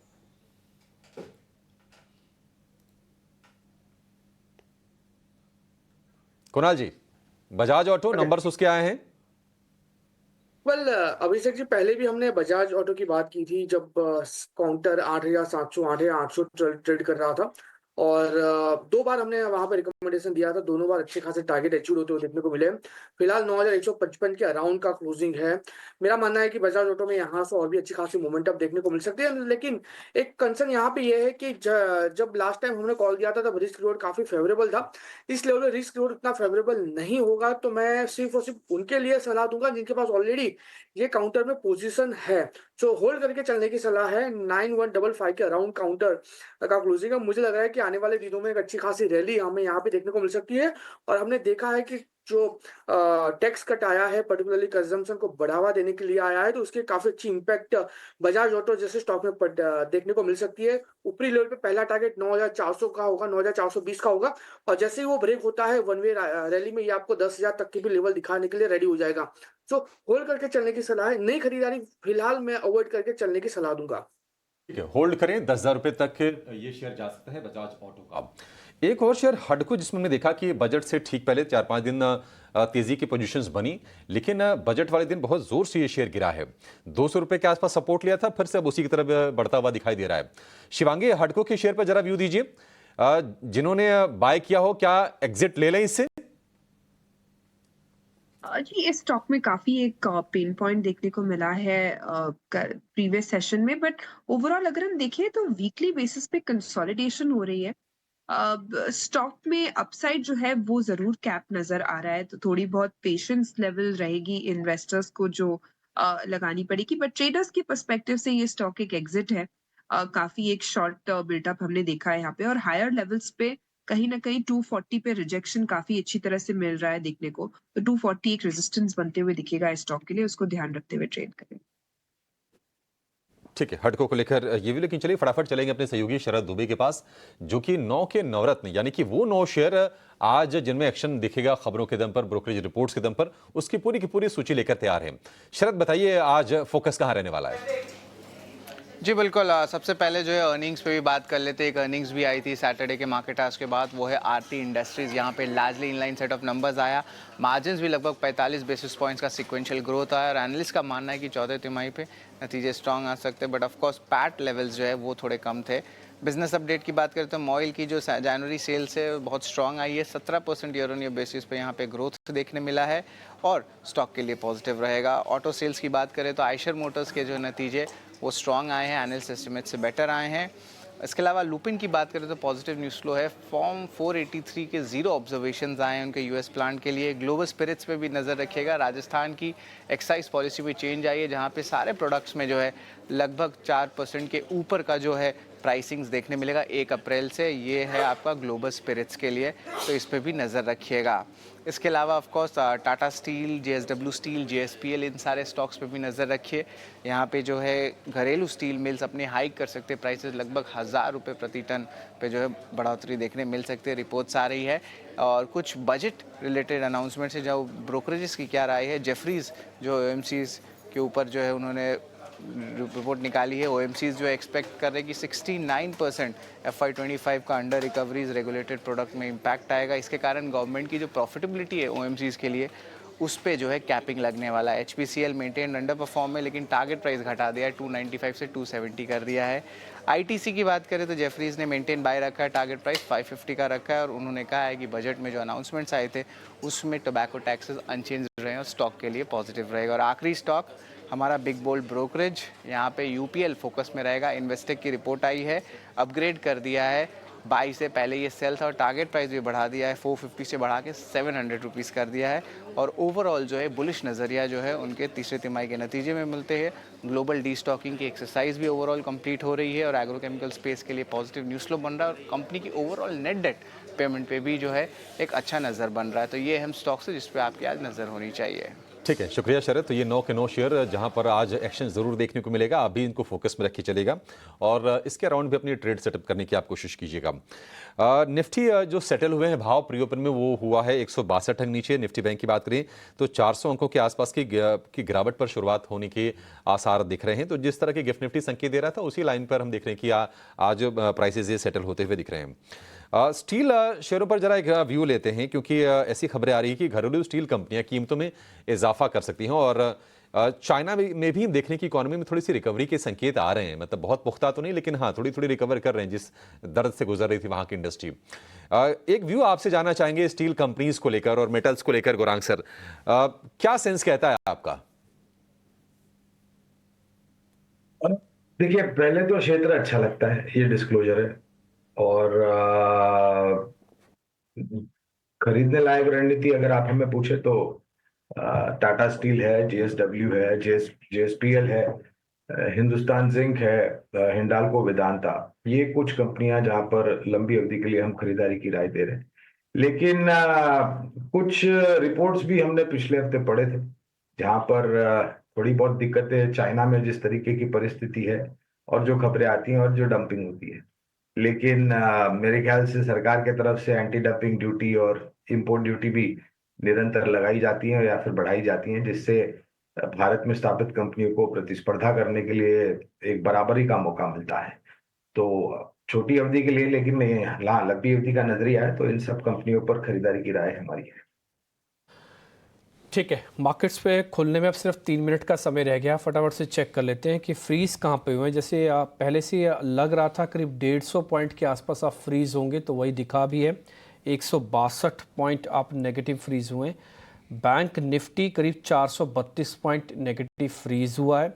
दोनों में इंपॉर्टेंट चीज़ क्या है, बैंक निफ्टी ने 49,000 के जस्ट करीब क्लोजिंग की फ्रीजिंग लेवल दिए हैं।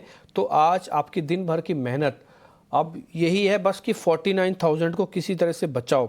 हालांकि जो टैक्स रिलीफ दिया गया और आगे चल के आरबीआई की पॉलिसी है, उन दोनों से ऐसा लगता है कि 49,000 आज इंट्राडे में और थ्रू आउट द डे शायद बचाने की एक अटेम्प्ट कामयाब हो सकती है। तो ये एक पॉइंट होगा जो आज नोटिस होगा। दूसरा, निफ्टी 23,350 के जस्ट नीचे बट 300 की रेंज में है। तो अगर ये भी 350 को बचा लेता है तो ये भी विन विन हो जाएगा मार्केट के लिए। ये बड़ा गैप डाउन आज मार्केट में एब्जॉर्ब हो जाएगा और मेरे को लग रहा है कि एब्जॉर्ब होने के बाद फिर से आप बैक टू द पेविलियन आ जाएंगे, क्योंकि आप ये थोड़ा छुट्टी के साथ आए हैं। ये जो डॉलर रुपी इक्वेशंस है, इसमें टैरिफ बहुत बड़ा हिस्सा है। जो टैरिफ लगाए गए हैं, इससे क्या होता है कि डॉलर की जो डिमांड है, या मैं बोलूँगा कि डॉलर का जो एकदम से उसको लेके आकर्षण है वो बढ़ जाता है। इसलिए वर्ल्ड वाइड सभी देशों की इकोनॉमी में उनकी करेंसीज जो डॉलर के अगेंस्ट में देख रही होती हैं, वो सब की सब वीक होती हैं और उसमें से भारत भी एक है। खासकर डेवलपिंग देश की इकोनॉमीज तो और भी होती हैं। तो डॉलर रुपी इक्वेशंस में हम भी उसी चीज़ का हिस्सा देख पा रहे हैं। अगर यही खबर उल्टी हो, मान लो टैरिफ ना लगे और टैरिफ लगे हुए हटा दिए जाएं, तो यही रुपया आपका डॉलर के अगेंस्ट में स्ट्रांग हो जाएगा। ठीक, तो ये एक बड़ा टैरिफ का पॉइंट है जिसका रिप्लिकेशन होता है, उसका असर होता है, ये आपकी स्क्रीन पर दिख रहा है डॉलर रुपी इक्वेशंस के अंदर। दूसरा, अभी विक्स के लेवल्स आ जाएंगे आज, वो एक बार आप चेक कर लेना कि वॉलेटिलिटी इंडेक्स कितना बढ़ता है। वैसे तो 14 है, मेरे हिसाब से 15.5 तक ही आज जाना चाहिए, 15.5-16 तक। देखते हैं और क्या होता है। एक और चीज़, रुपया थोड़ा स्टेबल होना चाहिए, क्योंकि खुला था 40-42 पैसे, अभी करीब 55 पैसे तक नीचे आया हुआ है। तो ये थोड़ा सा स्टेबिलिटी लेके आया, नहीं तो ये रिकवरी करने में बहुत बड़ी प्रॉब्लम साबित हो सकता है। ठीक है, तो अदरवाइज़ वैसे तो कोई दिक्कत अभी तक तो नहीं दिख रही है। HDFC, रिलायंस जैसे शेयर्स भी आज गैप डाउन हो रहे हैं करीब 1-1%, और जो शेयर्स बड़े हैं जैसे TCS, इन्फोसिस वगैरह, उन सब के अंदर भी थोड़ा शुरुआती प्रेशर आपको देखने को मिल रहा है। जब ये रुपया थोड़ा कमज़ोर होता है डॉलर के अगेंस्ट में, तो IT शायद आज ज़्यादा ना टूटे, रिकवरी करने में इसका रोल हो सकता है। देखते हैं क्या होता है। फार्मास्यूटिकल्स को भी देखना, उसमें डिफेंसिव कम रुपए वाला एंगल दोनों जुड़ेगा। आज अगर मैं बोलूँगा कि पहले 2 मामले थे टैक्स वर्सेस टैक्स, आज अब एक नया मामला भी आपको जोड़ना पड़ेगा, वो है करेंसी। तो ये एक त्रिकोणीय आज मैटर है जो कि आज पूरा दिन भर में देखना होगा कि इन तीनों ने कितना डैमेज किया है या कितनी रिकवरी की है। बेल रिंग हुई, ट्रेड टिक्स आना शुरू हुए। पहला टिक अभी 170 पॉइंट का है, बैंक निफ्टी पे करीब 450 पॉइंट का है। विक्स में अभी थोड़ा बढ़त उस हिसाब से आई नहीं है, जो कि बहुत अच्छी बात है अभी तक। तो आगे देखते हैं, क्योंकि थोड़ा स्लो मूवर होता है तो धीरे धीरे करके आता है। 500 वर्सेस 1400 शेयर हैं डिक्लाइंस के। जो बजट की गई मेहनत है वो काफ़ी हद तक थोड़ी सी धूमिल हुई है वर्सेस टैरिफ करके, और थोड़ा बहुत डेंट आज सुबह सुबह रुपए ने भी पहुंचाया है। तो देखते हैं ये दोनों कितने हावी पड़ते हैं उस 12 लाख की छूट पे जो वित्त मंत्री ने काफ़ी रिवोल्यूशनरी तरीके से इस बार दी है। 550 पॉइंट के आसपास की गिरावट अभी भी है। अगर आप देखेंगे तो 49,000 को बचाने की कोशिश है, और उधर से 23,250 से 300 की रेंज में रोकने की कोशिश है। Reliance industries, HDFC bank screen पर लेके आइए, TCS, इन्फोसिस, L&T, HUL, ये 6 के 6 शेयर्स दिखाइएगा। इन सब में आप अभी तो लाल निशान देख पा रहे हैं, और अमूमन ज़्यादातर में सब में गिरावट करीब 1-1% से कहीं ज़्यादा की है। तो इसका मतलब जो डैमेज आज गैप डाउन का हुआ है वो बड़े शेयरों में है, वो दिख रहा है, वो विजिबल है, और इन सब में देखते हैं अभी क्या होता है। ठीक, अब आ जाते हैं जरा कुछ एक और शेयर्स पे। बाद में मैं इंडिया विक्स आपको बता देता हूँ, अभी सिर्फ 6% बढ़ा है जो अभी तक का नंबर है। तो मेरे हिसाब से ये कोई बहुत बड़ी प्रॉब्लम नहीं है, शायद इसको थोड़ा सेटल डाउन हो जाएगा। ये कोई ज़्यादा बड़ा दिख नहीं रहा अकॉर्डिंग टू द विक्स, नहीं तो फियर इंडेक्स बहुत ज़ोर से शूट करता, ऐसा हो नहीं रहा, अभी तक तो नहीं हो रहा। आगे देखते हैं क्या होगा। अब धीरे धीरे करके अगर आप कॉल्स को सेग्रीगेशन भी करना चाहें तो आप देख सकते हैं, अगर आप देखना चाहें। चलिए मैं अब आपको शेयर्स बता देता हूं, फिर हीट मैप के ज़रिए पूरी कंप्लीट पिक्चर आपके सामने आ जाएगी। बढ़ने वाले शेयरों में आज मारुति है 2% ऊपर, इसके अलावा टाइटन है करीब 0.5% ऊपर, सन फार्मा, आइशर मोटर, इन सबके नंबर्स आए हुए हैं आइशर मोटर वगैरह के, तो इसका नंबर्स का रिएक्शन भी आपको दिख रहा है। ये कुछ बढ़ने वाले शेयर्स हैं, उसमें से आप नेस्ले को भी जोड़ना चाहे तो थोड़ा कंजम्पशन का शेयर हो सकता है। उस दिन भी बहुत बढ़िया चला था नेस्ले, आज भी नेस्ले पे एक नज़र हमारी रहेगी। जो खराब है वो हिंडाल्को है, टैरिफ वॉर वाला जो मामला है ना वो इसकी वजह से है। इसके अलावा BEL एक डिफेंस का सरकारी कंपनी, ILT 2.5% नीचे है, टाटा स्टील और टाटा मोटर्स में भी आज 2% तक की गिरावट है। आइशर मोटर ने आज साल का हाई लगाया है खुलने के बाद, नंबर्स भी आया है, साल का हाई भी लगा, अभी हर निशान में भी है, तो आज आइशर मोटर काफ़ी सारी चीज़ें लेके उतरा है मार्केट में। और जो शेयर चले उसमें UPL है, उसकी क्लोजिंग अच्छी हुई थी, आज ओपनिंग ठीक हुई है, UPL पे नज़र रखा जाए। इसके अलावा TVS मोटर कंजम्पशन का प्ले ये भी है, इसके भी नंबर्स, और प्लस जो टू व्हीलर वाले सेगमेंट को भी बेनिफिशियरी है, ये भी हर निशान में दिखेगा। इसके अलावा PI इंडस्ट्रीज़ को भी आज 1.5% तक का इजाफा आपको स्क्रीन पर दिख रहा होगा। जहां पर प्रेशर आया फिर से रेलवे काउंटर्स हैं कुछ, RVNL आज करीब 5% नीचे आ गया फिर से, ठीक। आज HPCL हिंद पेट्रो ये शेयर भी थोड़ा नीचे है, वेदांता ये भी शेयर के अंदर थोड़ा आपको प्रेशर बनता हुआ दिख रहा है। ये कुछ एक वो शेयर हैं जो कि रुपए की कमजोरी से भी टूट रहे हैं और बजट के थोड़ा अनाउंसमेंट अच्छे से ना होने से भी आज आपको थोड़े टूटते हुए दिख रहे हैं, वो सभी शेयर्स हैं। देखिए बाज़ार खुलने के बाद का जो गैप है, क्या वो बहुत ज़्यादा एक्सटेंड हो गया है, वो मेरे को अभी तक दिख नहीं रहा। क्या विक्स बहुत ज़्यादा बढ़ गया है, वो भी नहीं दिख रहा। क्या बड़े शेयरों ने क्वांटम अपना साइज़ और बढ़ा दिया है, वो भी अभी मेरे को नहीं दिख रहा। तो मैं उम्मीद करके चलता हूँ कि शायद डैमेज ज़्यादा डीप डाउन ना हो। थोड़ा बहुत मेरे को निराशा रुपए से हो रही है, मेरे को टैरिफ की ज़्यादा चिंता नहीं है, मेरे को रुपए के कमज़ोर होने की थोड़ी ज़्यादा चिंता है, क्योंकि वो आपके ओवरऑल इम्पैक्ट डाल रही है सभी चीज़ों पे। बट देखते हैं क्या होता है, अभी तो थोड़ा आराम से ही ट्रेड करने का थोड़ा समय है। चलिए तो हीट मैप आपकी स्क्रीन पर आ रहे हैं, फटाफट से फायर करते जाइए सारे के सारे हीट मैप, ताकि आपको थोड़ा आइडिया लग जाए और मेरे सहयोगी मेहमानों से कनेक्ट करके आपके सामने जरा ट्रेड रखने की करेंगे कोशिश। ठीक है, तो बाजार की कमजोर शुरुआत है। निफ्टी करीब 200 अंक नीचे है, निफ्टी बैंक की जो गिरावट है 500 अंकों के आसपास की हो गई है, और कंजम्पशन वाले शेयर आज फिर से फोकस में, और उसमें ऑटो शेयरों में आप तेजी देखेंगे। मारुति सुजुकी, आयशर, ये शेयर ऊपर दिखेंगे आपको। M&M में छोटी सी तेजी है, लेकिन नेस्ले, टाइटन, ITC यहाँ पर भी आज हम देख रहे हैं कि फॉलो बाइंग बहुत स्ट्रांग नहीं है, बट फॉलो बाइंग आ रही है। तो बाजार में वो चीज़ दिख रही है कि जहाँ पर बजट में फोकस किया गया है उसको बाजार वैल्यू कर रहा है, कम से कम शुरुआती ट्रेड में तो ये दिख रहा है। और जो डिम्पी चर्चा कर रहे थे कि रुपए की वीकनेस, ये भी एक परेशान करने वाली चीज़ है। देखिए टैरिफ वॉर के चलते ना मिड कैप जो ITs हैं, अब आशंका कहीं ये भी है कि क्या इमिग्रेशन लॉज भी आगे सख्त करेंगे डोनाल्ड ट्रंप, वीज़ा को लेकर रिस्ट्रिक्शंस और लगाएंगे, उसके चलते जो मिड कैप वाले ITs हैं वहाँ पर आपको भारी भरकम गिरावट दिखेगी। कुछ शेयर तेज़ी से टूटते हुए आपको आज के सत्र में दिख रहे हैं। जैसे कि आप देखिए परसिस्टेंट में शुरुआती गिरावट है करीब 5% के आसपास की, जेंसाटेक का शेयर करीब 4.5% टूटा हुआ है। तो ये कुछ शेयर्स हैं, कोफोर्ज में करीब 3% के आसपास की गिरावट हम देख रहे हैं। ये कुछ पैक्स हैं जहां पर आपको नरमी आज के सत्र में दिख रही है। कंजम्पशन फिर से एज अ थीम आज चल रहा है, लेकिन बाजार चूंकि बहुत ज़्यादा वीक है, इसके चलते उन पर भी वो थोड़ी ब्रेक लगी हुई है। 225 अंकों के आसपास की गिरावट है, और हम देख रहे हैं कि एडवांस डिक्लाइन रेशियो धीरे धीरे ना सिकुड़ रही है। वो चढ़ने वाले शेयरों की संख्या है वो रह गई है 400 के आसपास, और गिरने वाले शेयरों की संख्या है वो है 1800 के आसपास। सेंसेक्स करीब 700 अंक नीचे खुला है, और मिड कैप इंडेक्स में करीब 900 अंकों की तगड़ी गिरावट आज के सत्र में हम देख रहे हैं। ये एडवांस डिक्लाइन की तस्वीर आपकी स्क्रीन पर साफ साफ दिख रही है।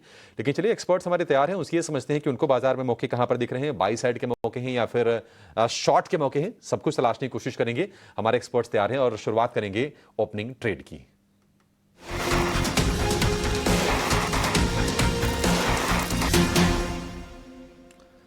शिवागी, आपसे शुरुआत करेंगे। क्या स्पॉट किया है बाजार में आपने? क्या कोई शॉर्ट का सौदा है आपके पास? लॉन्ग का सौदा है, कंजम्पशन स्पेस पे फोकस है, UBL पे मेरी नजर है। स्टॉक में एक बहुत ही अच्छी शॉर्ट कवरिंग ट्रिगर के बाद फॉलो अप बाइंग देखने को मिली है। काफी अच्छे ओपन इंटरेस्ट एडिशन यहाँ पे देखने को मिल रहे हैं और ये पूरा स्पेस जो है वो अब काफी मोमेंटम में रहने वाला है। मार्केट्स में थोड़ी बहुत कंसोलिडेशन जरूर देखने को मिल रही है पर ये सेक्टर जो है वो काफी पॉजिटिव है। इसने अपना एक जो प्रीवियस जंक्चर जोन था 2150 का हर्डल उसको सरपास करके काफी अच्छी तरह से उसको अब सपोर्ट लेते हुए कामकाज कर रहा है। तो यहाँ पे मेरी राय रहेगी कि हम खरीदारी करें। 2330 के टारगेट्स नेक्स्ट बनते हुए दिख रहे हैं 2200 के एक स्टॉप लॉस के साथ।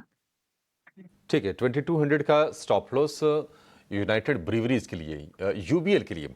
यूबीएल के साथ लगे हाथ ना शिवांगी, आप जरा यूपीएल पर भी व्यू दीजिए। क्या यहाँ पर मौके और बन सकते हैं? हालांकि थोड़ा गैप के साथ खोला है और लोअर लेवल से अच्छे से रिकवर हुआ शेयर है ये। जी बिल्कुल, यूपीएल में भी हम देख रहे हैं कि अच्छी एक प्राइस वॉल्यूम कंफर्मेशन ट्रेड देखने को मिल रही है। जो स्टॉक में लगातार पिछले 3 दिनों से वॉल्यूम्स यहाँ पे ऐड हुए हैं वो काफी शानदार रूप से है। मंथली बेसिस पे जो 600 का क्लस्टर जोन था उसको स्टॉक काफी कंफर्टेबली होल्ड कर रहा है। तो यहाँ पे भी हम एक्सपेक्ट कर सकते हैं नेक्स्ट अराउंड अबाउट 660 तक के टारगेट्स। अच्छी मोमेंटम यहाँ बनी हुई है। इंपॉर्टेंट है कि ये 620 के ऊपर होल्ड करते हुए नजर आए। ठीक है, 620 के ऊपर होल्ड करेगा, स्टॉप लॉस उसको आप बना लीजिए। आगे रफ्तार और बढ़ेगी यूपीएल की। और देखिए बजट में सरकार ने ना एग्री पर फोकस किया है, ग्रामीण भारत पर भी फोकस किया और बजटरी जो एलोकेशन है वो भी ठीक ठाक है। धन धान्य योजना की भी सरकार ने घोषणा की है बजट में और उसका भी फायदा ये जो केमिकल फर्टिलाइजर वाले स्टॉक्स है ना उनमें आपको देखने को मिल सकती है। कुणाल जी आप बताइए, आपकी नजर कहां पर गई है? क्या खरीदेंगे या फिर क्या बेचेंगे आप? मिक्स ही है, खरीदेंगे बेचेंगे दोनों 50-50।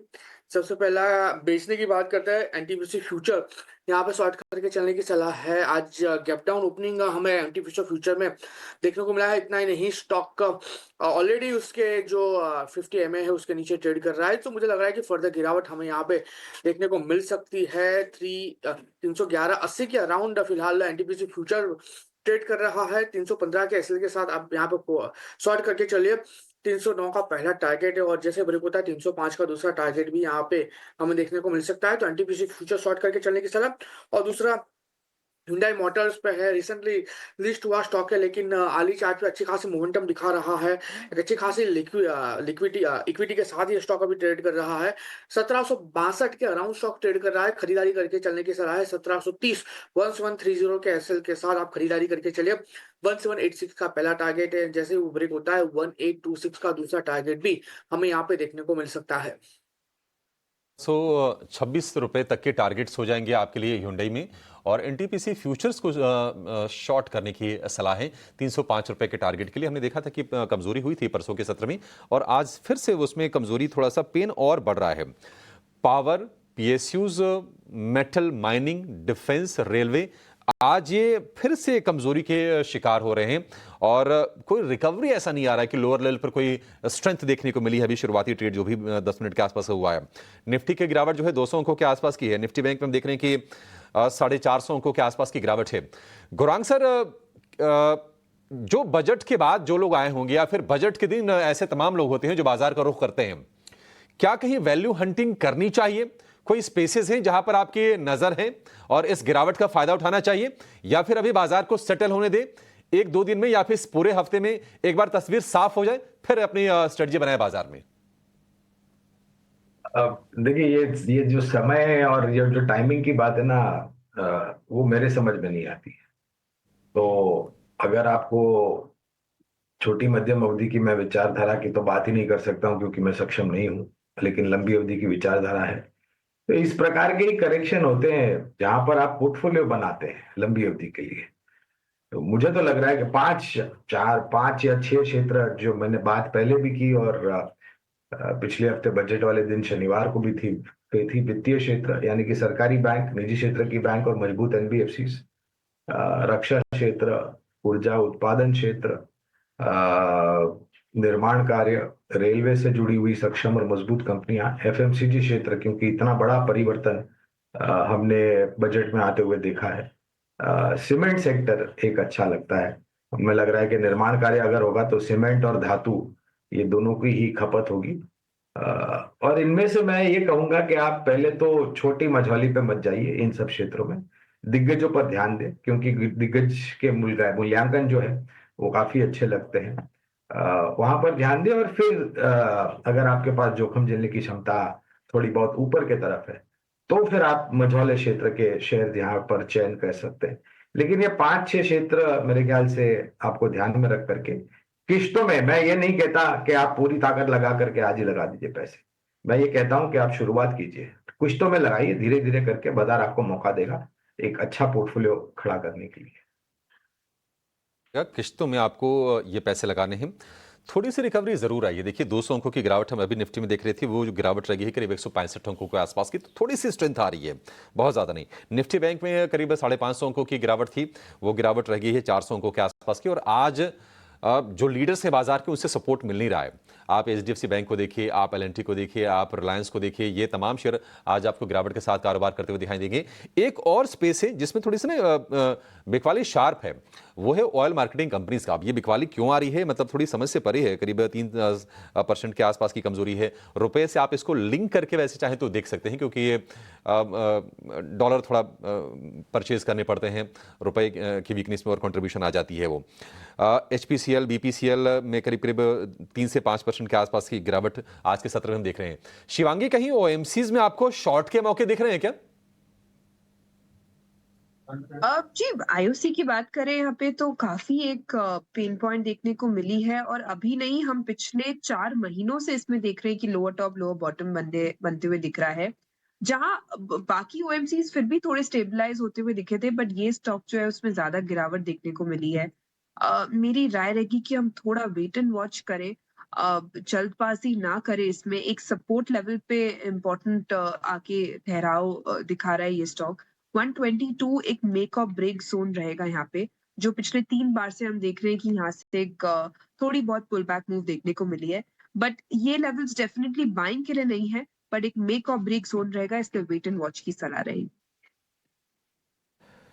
जिस तरह का रिकवरी अभी देखने को मिल रही है, ये बात इंडिया विक्स से आपको बहुत क्लियर हो गई थी, और सुबह सुबह यही बात हमने आपके सामने भी रखी थी। एक बताऊँ, ये आपको 150 पॉइंट भी आपको नीचे नहीं दिखते अगर रुपया इतना कमज़ोर नहीं होता तो। आज थोड़ा डैमेज जो रुपये ने किया है ना, उसकी वजह से ऐसा नहीं। तो ये तो एक अच्छी अपॉर्चुनिटी थी आज सुबह जो मिल रही थी टैरिफ वर्सेस टैरिफ की, कि आप US के टैरिफ को ले आओ, बाद में अपने टैरिफ तो आपको पता है जीतने ही है, यानी कि अपने टैक्स रिलीफ जीतना ही है, तो काम बन जाता। लेकिन थोड़ा रुपए ने इस सारी पेस को थोड़ा स्लो कर दिया, बट फिर भी मार्केट रिकवर कर रहा है। इट्स अ गुड पॉइंट, क्योंकि विक्स ने 5% पे आके रुक गया था। ये बात मैंने थोड़ी देर पहले आपको नोटिस भी कराई थी कि मेरे को तो नहीं लगता कि जो आज ओपनिंग हुई है उसके बाद कुछ और बड़ा डैमेज मार्केट के अंदर आएगा। बट जो चीज़ आपने ले रखी है ना, उसको होल्ड करके बैठो। अभी आप ना बेचना, ना एवरेज करना, ना कुछ करना, बहुत शांति से बैठो, धीरे धीरे करके रिकवरी आ रही है। पुट्स के प्रीमियम उतनी तेज़ी से नहीं टूट रहे, कॉल्स के प्रीमियम थोड़े थोड़े बढ़ रहे हैं। इसका मतलब है कि पैसा जो गैप डाउन में हुआ था वो थोड़ा थोड़ा शिफ्ट हो रहा है वापस से। और अगर आज मार्केट ये जो 23,350 जो मैंने आपको सुबह लेवल्स बताए थे, और इसका 49,000 जो कि बैंक निफ्टी ने बहुत अच्छे से बचाया हुआ है, ये दोनों लेवल्स बच गए ना, तो आप ये सोच लीजिएगा डैमेज कुछ हुआ ही नहीं टैरिफ से, और इंडिया में बहुत अच्छे से एब्जॉर्ब कर लिया। फिर आपके पास ट्रिगर एक और भी है, वो है अभी RBI की पॉलिसी का। आई होप सो कि RBI की पॉलिसी भी आप सबके हक में चली जाए। तो ये कुछ चीज़ें हैं जो मेरे को अभी तक मार्केट के अंदर अच्छी दिखी, मैंने आपको नोटिस कराया। जरा दिखाइए HDFC बैंक को, दिखाइए रिलायंस इंडस्ट्रीज़ को, जिनके मैं नाम बोल रहा हूँ ना, उनको फटाफट से फायर करना। रिलायंस इंडस्ट्रीज़ को दिखाओ, HDFC बैंक को दिखाओ, TCS को दिखाओ, इन्फोसिस को दिखाओ, HUL को दिखाओ, L&T को दिखाओ। ये जो बड़े शेयर मैं आपको थोड़ा इस वजह से भी दिखा रहा हूँ, एक तो इनकी वेटेज के हिसाब से इनको ज़रा चेक करना है, और जो शेयर्स में जिनके नाम बोल रहे हैं जरा वो दिखाओ। UPL दिखाओ, नायका दिखाओ, PI इंडस्ट्रीज़ दिखाओ, आइशर मोटर्स दिखाओ। ये ज़्यादातर शेयर्स आपको और थोड़ा बेहतर दिखेंगे। ठीक है, सेगमेंट टू सेगमेंट पे आ जाते हैं आप जरा। स्ट्रक्चरली मार्केट के अंदर देखो रिकवरी अच्छी है और फास्ट है, खुशी हो रही है, देख के अच्छा भी लग रहा है। शिवांगी से पता करते हैं। शिवांगी, जरा 2-4 शेयर जल्दी जल्दी चेक करना, फिर कुणाल परार से भी हमारे को ट्रेड लेने। पहला है ये UPL, कितना और चलेगा?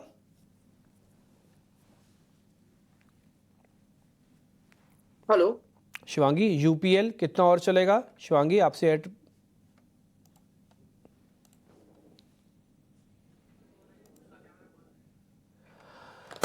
ठीक है जी, कुणाल जी आप बताइए यूपीएल कितना और चलेगा? डिम्पी जी आपने मुझसे पूछा। सर अब आपको बताना होगा क्योंकि शिवांगी से बात नहीं हो पा रही है, इसलिए पूछ रहा हूँ। ओके।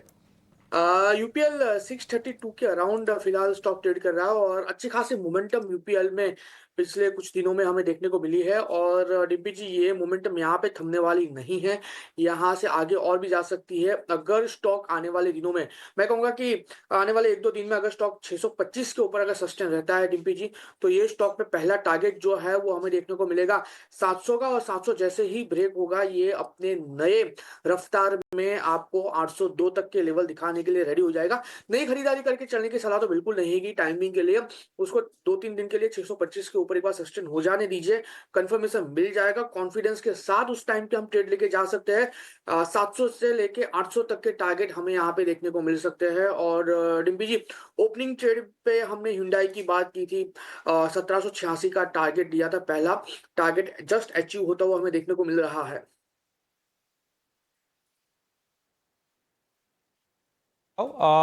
थोड़ा थोड़ा विक्स और डाउन हुआ है, 3.5% के आसपास का डाउन है अभी भी विक्स आपका। कुणाल परार दो काम आप और करोगे, मैं आपके लिए एक छोटा सा एक पॉइंट रखना चाहता हूँ। एक 50,000 की कॉल है, 675 पे चल रही है, फेब वाली दिखा सकते हो स्क्रीन पे प्रोड्यूसर साहब, दिखाइएगा सीधा 50,000 सी लिखना आ जाएगा सामने, रेट 675 चल रही है। और चलेगा क्या? थोड़ा लेट हो गया हूँ पूछने में, बट कोई बात नहीं, एक बार ज़रा देख लो आप, चल सकती है क्या कॉल? वेल डिम्पी जी 50,000 के कॉल की बात करें, फिलहाल जो रेट चल रहा है 670 के अराउंड है। मुझे लग रहा है कि जिस हिसाब से अभी रिकवरी देखने को मिल रही है, लाइकली चांसेस है यहाँ से एक बाउंस बैक देखने को मिल सकता है। लोअर जो अभी लो बनाया है तकरीबन 557 का लो है मैं कहूंगा, और हैमर कैंडलस्टिक्स फॉर्मेशन बना रहा है आर्ली चार्ट पे। मैं कहूंगा खरीदारी करके चलने की सलाह है, रिस्क है तो इश्क है। आप सिर्फ और सिर्फ 550 का एक एसएल मेंटेन करके चलिए। 665 के अराउंड ये जो कॉल है वो चल रही है। अगर टारगेट की बात करते हैं तो सबसे पहला टारगेट जो है वो 752 का है, जो इसका रिसेंट का है। 752 जैसे ही क्रॉस करता है ये 900 तक के भी लेवल आपको दिखाने के लिए रेडी हो जाएगा। तो हैमर कैंडलस्टिक्स प्लस प्रीवियस जो बॉटम उसके सपोर्ट के बेस पे मैं खरीदारी करके चलने की सलाह दूंगा। बाउंस बैक देखने को मिल सकता है, खरीदारी करके चलिए 550 के एसएल के साथ। अरे आपका पॉइंट बहुत सही था कि जो रिस्क है उसमें वही वहाँ पे इश्क है, लेकिन थोड़ा सा इश्क कम करना आजकल। वो क्या है ना कि जो रिस्क ज़्यादा बढ़ जाएगा नहीं तो फिर, और मार्केट अभी उस तरह से सेटल नहीं हुआ है। एक ही चीज़ को कब तक एंजॉय करेंगे? 12 लाख हो गया, 12 लाख हो गया, 12 लाख हो गया, 12 लाख हो गया। वो 12 लाख के अलावा भी चीज़ें चाहिए होती हैं और धक्का लगाना पड़ेगा, उसमें रुपया थोड़ा कमज़ोर भी है अभी भी। अच्छा एक और चीज़ है सर, कुछ और शेयर्स हैं जहाँ पे लॉन्ग पोजीशंस बन रहे हैं। कुणाल भाई ज़रा जल्दी से बताते हैं ना, स्टॉप लॉस टारगेट देना जिसमें आपको लगता है ट्रेड बनता है, फिर हम उसकी स्टैंपिंग भी करेंगे प्रॉपरली। बाटा इंडिया देखो सर, कंजम्पशन का प्ले है, हमने बिल्कुल टाइमली दर्शकों के सामने भी रखा था, उस दिन भी बढ़िया चला, आज भी बढ़िया चल रहा है, 2.5% ऊपर है सर। वेल बाटा इंडिया की बात करूं डिम्पी जी, तो ये एक मेरा फेवरेट स्टॉक था। जब हम ये सैटरडे को अखाड़े में आने वाले थे तब मैं बाटा इंडिया पहले देने वाला था, लेकिन देने के टाइम पे चल गया था तो बैड लक दे नहीं पाया। लेकिन हाँ इस बार मैं कहूंगा कि यहाँ पे खरीदारी करके चलने की सलाह है। काउंटर 1410 के अराउंड ट्रेड कर रहा है, आप खरीदारी करके चलिए। लोअर लेवल पे ऐसा थोड़ा सा लंबा आएगा क्योंकि वॉलेटिलिटी में जो लो बना है वो लो को मुझे कंफर्म करना है। लो बना है 1350 का है, 1350 का हम यहाँ पे एसएल मेंटेन करके चलेंगे। टारगेट की बात कर लेते हैं डिम्बी जी, सबसे पहला टारगेट जो यहाँ पे हमें देखने को मिल सकता है वो टारगेट है 1475 का। और 1475 जिस दिन ये काउंटर क्रॉस करेगा आपको वन वे रैली में अच्छी खासी लेवल ये स्टॉक दिखाएगा, जिसके बेस पे 1620 तक के भी लेवल दिखाने के लिए रेडी हो जाएगा। सो खरीदारी करके चलने की सलाह है। आज के ही डे लो का हम एसएल मेंटेन करके चलेंगे। पॉइंट टेकन है। बैंक निफ्टी में रिकवरी निफ्टी के मुकाबले थोड़ी ज़्यादा अच्छी है। एक तो 49,000 का बेस, ये भी काम आ रहा है, थोड़ा सामने फिर बैठक भी है। तीसरा थोड़ा कंजम्पशन प्ले का पहला बेनिफिशियरी बैंक होगा। और चौथा थोड़ा बैंक निफ्टी ज़्यादा वॉलेटाइल भी होता है इस तरह के केसेस में, इसलिए निफ्टी में तो थोड़ा बहुत प्रेशर दूसरी तरह की चीज़ों का भी दिखेगा जिसमें रुपया भी बहुत इंपॉर्टेंट रोल प्ले करता है। गुरांग सर हैं हमारे साथ, एक बार गुरांग सर से बात हो पाएगी? ओके ठीक है। कुणाल परार से एक काम करते हैं, 2 शेयर मेरे को और पता करने, पहले वो कंप्लीट कर लेता हूँ। कुणाल जरा टाइटन चेक करके बताना, अब मैं ट्रेड लूँ कि नहीं लूँ टाइटन? वेल टाइटन की डिम्पी जी बात करें, बहुत ही बढ़िया स्टॉक है। मुझे लग रहा है कि ये टाइटन में आने वाले दिनों में एक अच्छी खासी मोमेंटम देखने को मिल सकती है। 3620 के अराउंड है। और डिम्पी जी यहाँ पे मैं 2 व्यू दूंगा। ट्रेडिंग के लिहाज से तो नो डाउट ये स्टॉक अच्छा लग रहा है। ट्रेडिंग के लिहाज से ये स्टॉक आपको 3720 एंड जैसे ही वो क्रॉस करेगा 3750 तक के लेवल तो दिखा सकता है। लोअर लेवल पे हम जो एसएल मेंटेन करके चलेंगे, एसएल थोड़ा सा लंबा है, 3570 का है, लेकिन इसके अलावा दूसरा कोई एसएल मेंटेन मिल नहीं रहा है, तो ये एसएल तो मेंटेन करके चलना ही पड़ेगा। ये तो ट्रेडिंग लिहाज से, लेकिन मैं कहूंगा कि इसको आप medium term to long term के लिहाज से भी इसके ऊपर फोकस करके चलिए। आने वाले दिनों में ये स्टॉक 3850, और जिस दिन ये 3850 ब्रेक करेगा डिम्पी जी, वन वे 750 पॉइंट ऊपर की, यानी कि 4500 टू 4600 तक की भी लेवल दिखाने के लिए रेडी हो जाएगा। तो medium term to long term के लिए भी ये स्टॉक बहुत ही बढ़िया है। एंड डिम्पी जी, हमने ओपनिंग कॉल में एनटीपीसी फ्यूचर भी दिया था, उसका भी टारगेट अचीव्ड होते हुए हमें देखने को मिल रहा है। सर बहुत बढ़िया, आपने काफ़ी अच्छे से उसको नोटिस भी कर रखा है और आप अपडेट देते हैं ना, मेरे को और अच्छा लगता है। आप अखाड़े में भी यही काम कर रहे थे।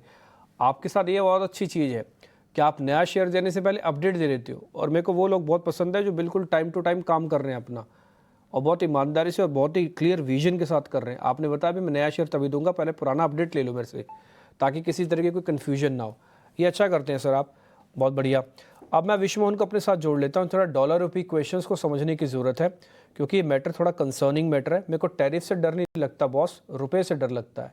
अपनी देश की करेंसी वीक होना अच्छी बात नहीं है। विश्वमोहन बताओ क्या रीज़न रहे इसके पीछे?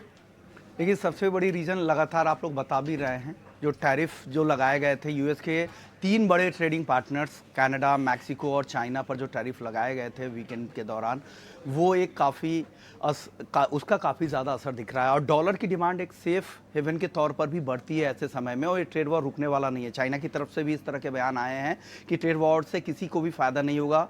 वो आगे फिर दूसरे कंट्रीज़ भी ट्रेड वॉर के में आएंगे, एंट्री करेंगे, और वो भी यहाँ पर टैरिफ लगाएंगे।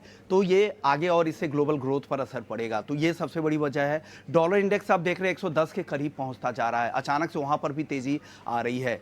रुपए में लगातार कमजोरी की वजह यह भी है कि अपने यहाँ एक तो घरेलू इक्विटी मार्केट में गिरावट दिख रही है, एफआईआईज़ की लगातार बिकवाली चल रही है, और एफआईआईज़ को लाने के लिए कुछ बहुत ऐसे ऐलान भी नहीं हुए। इस हफ्ते एमपीसी की बैठक है 6 फरवरी को। बाजार ये अनुमान लगाकर चल रहा है, क्योंकि अपने यहाँ जो जीडीपी के नंबर अब तक आए हैं वो बहुत ज़्यादा इनकरेजिंग नहीं है। लग रहा है कि आरबीआई भी ब्याज दरों में कटौती करेगा, उसका भी असर रुपए पर दिख रहा है। और बाकी पीयर करेंसी जो एशिया की बाकी करेंसी है, वहाँ भी गिरावट ही दिख रही है। तो ये सारे वजह हैं जो यहाँ पर रुपए पर दबाव बना रहा है, और अपना फॉरेक्स करेंसी भी लगातार कमज़ोर हो रहा है। लेकिन उम्मीद की जा रही है कि दिन के दौरान आरबीआई से थोड़ी बहुत हस्तक्षेप की जाए, प्राइवेट बैंकों के साथ सरकारी बैंक भी डॉलर मार्केट में बेचे और कुछ राहत देने की कोशिश हो, क्योंकि 86 से 87 में बहुत ही तेजी से रुपया यहाँ तक फिसला है। और आज के सत्र में, आज के दिन में ही सिर्फ 0.5% की गिरावट दिख रही है। तो एक बड़ी गिरावट है, 5.25% साल भर में, महीने भर में करीब 2% की गिरावट। ये बड़ी गिरावट के तौर पर आप इसे देख सकते हैं रुपए की। पैसे की तगड़ी गिरावट। और देखिए ये जो टैरिफ वॉर जो छिड़ा है ग्लोबल लेवल पर, क्योंकि चाइना, मैक्सिको, कनाडा, इन 3 देशों से अमेरिका का जो टोटल इंपोर्ट होता है उसमें 40% का हिस्सा इन्हीं 3 देशों से बड़ा हिस्सा है। तो ये आगे और एस्केलेट होने की आशंका से डॉलर की बाइंग हो रही है, और हम देख रहे हैं कि ये गिरावट आ रही है। और जो एफआईज का आउटफ्लो लगातार भारतीय बाजारों से चल रहा है, वो तो एक दर्द का मसला लगातार बना हुआ ही है। आज के बाजार में आप देखिए फिर से थोड़े से ना प्रेशर बनता हुआ दिख रहा है। निफ्टी बैंक जो थोड़ी सुधार की प्रक्रिया में था, गिरावट जो 250 अंकों के रह गए थे, फिर 425 अंकों के आसपास की हो गई है। निफ्टी की जो गिरावट है 180 अंकों के आसपास की है। और जो कैपेक्स रिलेटेड स्टॉक्स हैं, कोई रिलीफ नहीं है। ये थोड़ी सी आश्चर्यजनक चीज़ है। मतलब कैपेक्स इतना बुरा भी नहीं आया है, बढ़ा नहीं है, ये अलग बात है, लेकिन सरकार का उसको बरकरार रखना वो एक ठीक ठाक कदम है। लेकिन बीएल देखिए करीब 5% टूटा, एलएनटी जैसा बड़ा दिग्गज 4% टूट गया, एनटीपीसी पावर ग्रिड में 3% की गिरावट है। और कुछ और अगर हम शेयरों की बात करें तो आप देखिए एनसीसी कैपेक्स का एक और शेयर, वहां पर गिरावट है। हडको 7% टूट गया, 200 रुपए के आसपास पहुंच गया। एबीबी, सीमेंस, तो जो भी कैपेक्स रिलेटेड स्टॉक्स हैं, रेलवे हो, डिफेंस हो, पावर हो, पीएसयू हो, चौतरफा आज हम गिरावट का सेशन आज भी मतलब जारी होते हुए देख रहे हैं। बाइंग कहां पर है? बाइंग मतलब है कि आईटी में आप सिलेक्टिव बाइंग देख रहे हैं, फार्मा डिफेंसिव का प्ले होता है, वहां पर थोड़ी सी पोजीशन शिफ्ट हो रही है। आप देखेंगे सन फार्मा एंड डॉक्टर रेड्डीज में 1% के आसपास की तेजी है। और जो कंजम्पशन वाले जो शेयर हैं जो चले हैं शनिवार को, वहां पर फॉलो बाइंग आ रही है। टाइटन, नेस्ले, में आज हम तेज़ी देख रहे हैं और कुछ ऑटो शेयरों में थोड़ी तेज़ी है। मारुति सुजुकी में करीब 2% के आसपास की मजबूती है। प्रशांत जी, अगर किसी को अभी बाइंग करनी हो, कंजम्पशन वाले पर ही फोकस करें? आपके रडार पर कोई शेयर आया है कंजम्पशन और ऑटो का? और दूसरी चीज, ये जो कैपिटल गुड्स, पावर, पीएसयूज, कहीं आपको शॉर्ट के मौके दिख रहे हैं? जरा दोनों तरह के ट्रेड बताइए जिसका बेनिफिट हमारे दर्शक उठा सकें। तो यहाँ अभिषेक जी मुझे लग रहा है कि एफएमसीजी मुझे डिसेंट लग रहा है। इसमें मुझे लग रहा है अगर हम डाबर की तरफ देखें तो यहाँ पे एक रेंज ब्रेकआउट के कगार पे। दूसरी बात, यहाँ पे बेस बहुत फर्म बन चुका है, वॉल्यूम्स भी अच्छे थे, तो यहाँ प्रीएम कर सकते हो। यानी मेरे हिसाब से आप थोड़ी पोजीशन, यानी आपको जो पोजीशन बनाए उसकी करीबन 20-25% पोजीशन इस लेवल पे बना लीजिए। स्टॉप लॉस आपका होना चाहिए 525, 525, बट एक बार ये 555 क्रॉस कर जाए तब आप पोजीशन ज्यादा डिप्लॉय कर सकते हो 200 दिनों के एवरेज के ऊपर, और आपका ओवरऑल स्टॉप लॉस 535, 540 के बीच होना चाहिए। इस तरह से आप रिस्क मैनेज कीजिए। ये पुल बैक जो है वो पोजिशनली 600 से लेके 620 जहां एक गैप रेजिस्टेंस है वहां तक जा सकता है। तो मुझे लग रहा है कि करंट लेवल में रिस्क रिवॉर्ड के हिसाब से डाबर एक बेहतर सेटअप है। ठीक है, डाबर एक बेहतर सेटअप है। 550 रुपए के आसपास के प्राइसेस हो गए, 1% के आसपास की तेजी हम देख रहे हैं। लेकिन अगर हम सेक्टोरल इंडाइसेस की बात करें तो निफ्टी का जो पीएससी, पब्लिक सेक्टर एंटरप्राइजेस वाला जो इंडेक्स है, करीब 4-4.5% टूट गया। कैपेक्स वहीं जाता है फिर सरकार का, मतलब अगर कुछ बढ़ता है तो वहां जाता है, लेकिन थोड़ी सी निराशा वहां पर जरूर है। मेटल इंडेक्स को आप देखिए, करीब 3% के आसपास की गिरावट निफ्टी के मेटल इंडेक्स में दिख रहे हैं। तो एक और ये बड़ा डैम्पनर बाजार के लिए है, और जो बड़े शेयर्स हैं जैसा कि डिम्पी ने भी कहा कि वो सपोर्ट नहीं दे रहे हैं बाजार को। टाइटन करीब 2% के आसपास की तेजी है। कुणाल जी, टाइटन में क्या आपको लगता है कि ट्रेंड मजबूती का रहेगा? क्या इसमें खरीदारी कर सकते हैं अभी भी? डेफिनेटली अभिषेक जी, खरीदारी करके चलने की सलाह है। मैंने ऑलरेडी लेवल दे दिए थे 3550, 3570 के अराउंड का यहाँ पे सपोर्ट आ रहा है। सुपर साइड हम 3570 का एसएल मेंटेन करके चलेंगे। टारगेट की बात कर लेते हैं तो यहाँ पे आने वाले दिनों में 3700 जैसे ही ब्रेक होता है 3800 तक के लेवल एज अ टारगेट आपको देखने को मिल सकते हैं। और इतना ही नहीं, अगर हमारे कोई दर्शक मित्र अगर फिलहाल अगर गोल्ड में निवेश करना चाहता है तो मैं कहूंगा कि थोड़ा सा गोल्ड में करके चलिए और थोड़ा सा टाइटन में करके चलिए। टाइटन आने वाले दिनों में 3850 जिस दिन क्रॉस करेगा आपको ये 45 to 4600 तक के लेवल दिखाने के लिए रेडी हो जाएगा। तो दोनों लिहाज से ट्रेडिंग भी प्लस इन्वेस्टमेंट भी दोनों तरीके से सही लग रहा है टाइटन फिलहाल। ठीक है, ट्रेडिंग इन्वेस्टमेंट दोनों के लिहाज से टाइटन ठीक दिख रहा है। एक खेमा बाजार में आज एक्टिव है और शायद थोड़ी सी ना और ये हम इसमें तेजी देखेंगे। केमिकल स्टॉक्स हाल फिलहाल गर्म भी रहे हैं, आज गर्मी थोड़ी सी और बड़ी है।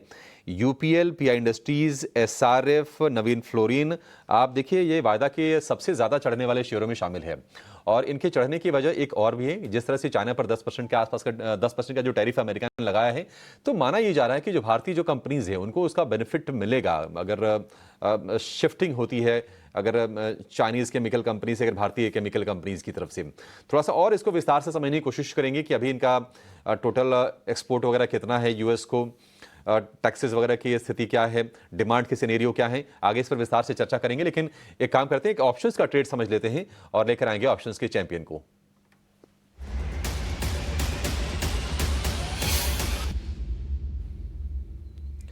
फिनवर्सिफाई की ध्वनि पटेल हमारे साथ जुड़ गई हैं फोन लाइन पर। ध्वनि जी, बहुत शुक्रिया आपका समय देने के लिए। बताइए ऑप्शंस में क्या आपने आइडेंटिफाई किया है, कहां पर आपको मौके दिख रहे हैं? जी गुड मॉर्निंग। यहाँ पे ऑप्शंस में मेरी तरफ से जो ट्रेड बन रहा है वो है जाइडस लाइफ के अंदर। ओवरऑल इस मार्केट के अंदर भी इस काउंटर के अंदर एक स्ट्रेंथ देखने को मिल रही है। ऊपर की तरफ जो यहाँ पे लेवल्स है वो देखने को मिल सकते हैं आपको कि स्टॉक यहाँ पे 1020 तक के एक अपमूव दर्शा सकता है।